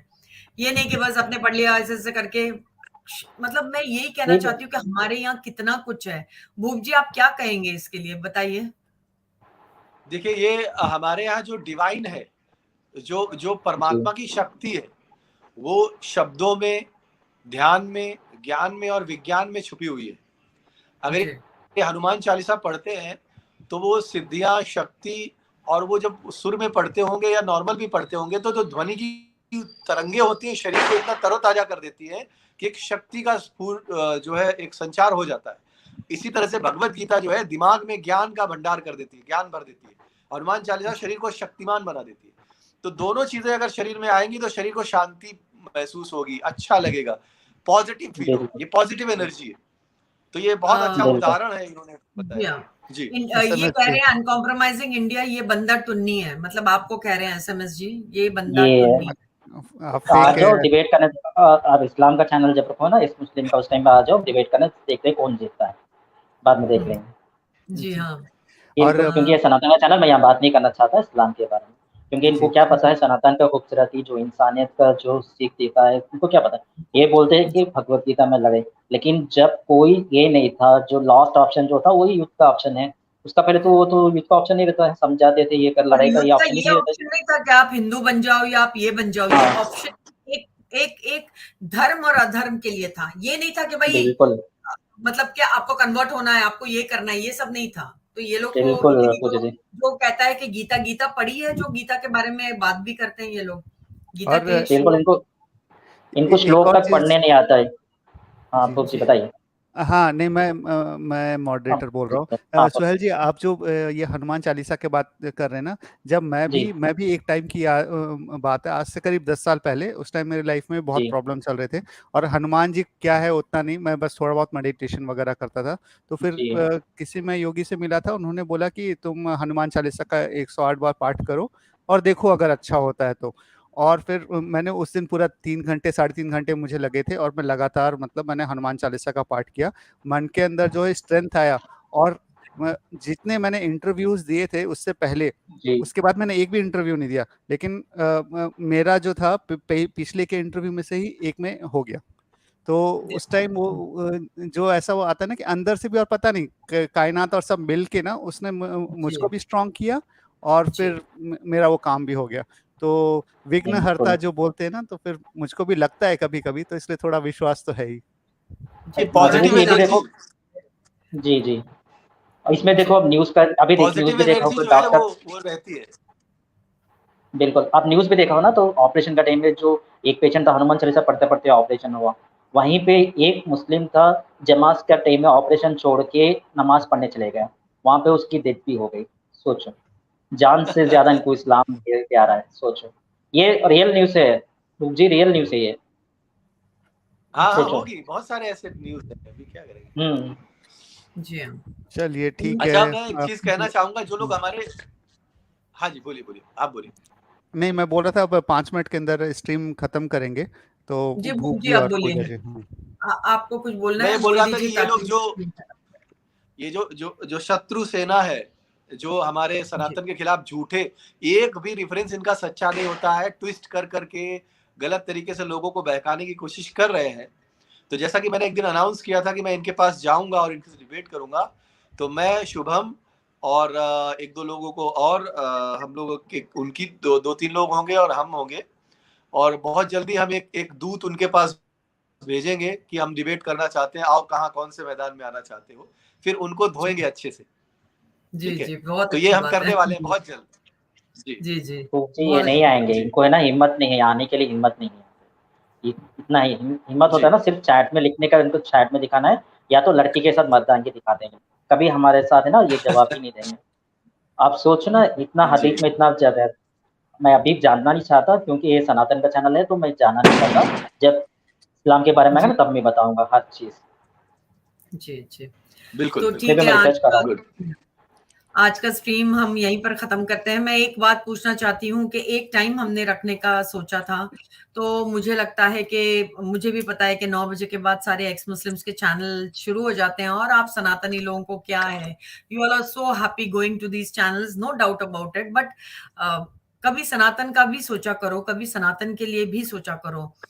मुझे पता है आप वहां पर जाते हो और आप लोगों को अच्छा लगता होगा, because specially there is lot of हंसी मजाक चलती है वहां पर और बहुत कुछ होता है, you must be enjoying that, लेकिन थोड़ा टाइम अपने सनातन को भी दिया करो, थोड़ा टाइम। एनीवे, तो मुझे ऐसा लगता है कि ज्यादातर लोगों ने 7 बजे का ही बोला है। Okay, so people want it at 7, so we'll keep it at 7 only, so there is no need to change. ठीक है, तो हम 7 बजे का ही रखें। No problem. जी हाँ, क्योंकि अभी हमने पूछ ही लिया है, क्योंकि 9 बजे के बाद बहुत लोग बहुत ज्यादा आई थिंक अपने उसमें होते हैं, दूसरे एक्स मुस्लिम्स के चैनल्स बहुत चलते हैं, तो उनके ऊपर ज्यादा जाते हैं। तो कोई बात नहीं, तो हम 7 बजे का ही टाइम फिक्स रखते हैं। ठीक है, तो बुब जी बहुत बहुत आपका आभार, आप आए और आपने समझाया, और बहुत लोग जुड़े और उन्होंने भी क्वेश्चंस पूछे, अच्छा है आपने उनके भी जवाब दे दिए, बहुत अच्छी बात है, थैंक यू सो मच। और हम फिर से जुड़ेंगे संडे के दिन, रविवार के दिन, और फिर हम दूसरी बात जय बजरंगबली, जय बजरंगबली, हर हर महादेव, हर हर महादेव जी। तो आज मैं यहीं पर स्ट्रीम खत्म कर रही हूँ, और आप सबका बहुत बहुत आभार जो सनातन चैनल पर आकर सुनते हैं। वाई मतलब मुझे यहाँ देखना भी नहीं चाहिए एक्चुअली, मुझे मेरे मॉडरेटर ने कहा है तुम स्क्रीन देखा मत करो, क्योंकि ये लोग सही में ऐसे बकवास के सवाल करते हैं ना कि मुझे कभी कभी इतना गुस्सा आता है इन लोगों पे। एनीवे, तो मैं यही कहना चाहती हूँ कि कल के बारे में मैं आपको डाल दूंगी, क्योंकि एक्चुअली हमारे शुभम जी के साथ में शायद होने वाला था, तो I am going to reschedule it, वो हम करने वाले हैं। तो कल के बारे में मैं जरूर आज रात तक डाल दूंगी, और देखते हैं फिर कल कौन सा स्ट्रीम होता है जी। हाँ, और पूजा जी सैटरडे धमाका आने वाला है, सैम सुअर और जाकिर नालायक जो करते हैं ना, या तो सैटरडे को हमने सोचा है कि जाकिर नालायक और सैम द नकली अरबी, उन्होंने जितनी बातें की हैं अपने वीडियोस में, जितना सनातन को बुरा भला कहा है, उसके बारे में हम खंडन करेंगे विद शुभम भट्ट जी के साथ में। हम वो सारे वीडियोस दिखाएंगे और उसके बारे में हम बात करेंगे। तो ये एक धमाका है उन लोगों के लिए, और वो देख लें। और यहाँ पर भी जो उनके जो आते हैं ना, अमचे चमचे जितने आते हैं और उनके बारे में बात करते हैं, वो लोग भी प्लीज देख लें।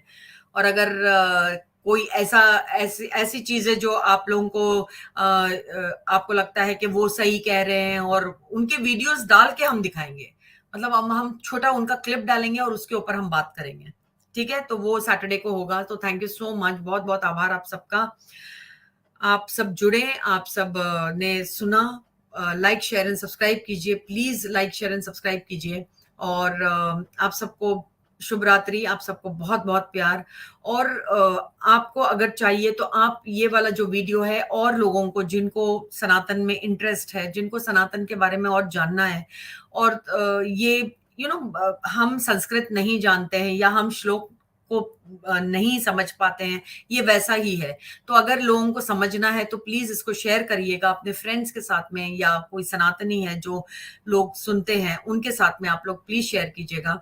और आप सबका बहुत बहुत आभार, बहुत बहुत प्यार आप सबको। और मैं शुभ रात्रि कह दिया है मैंने, तो हर हर महादेव, जय हिंद, वंदे मातरम, हरे रामा हरे Krishna. Thank you so much, बहुत बहुत।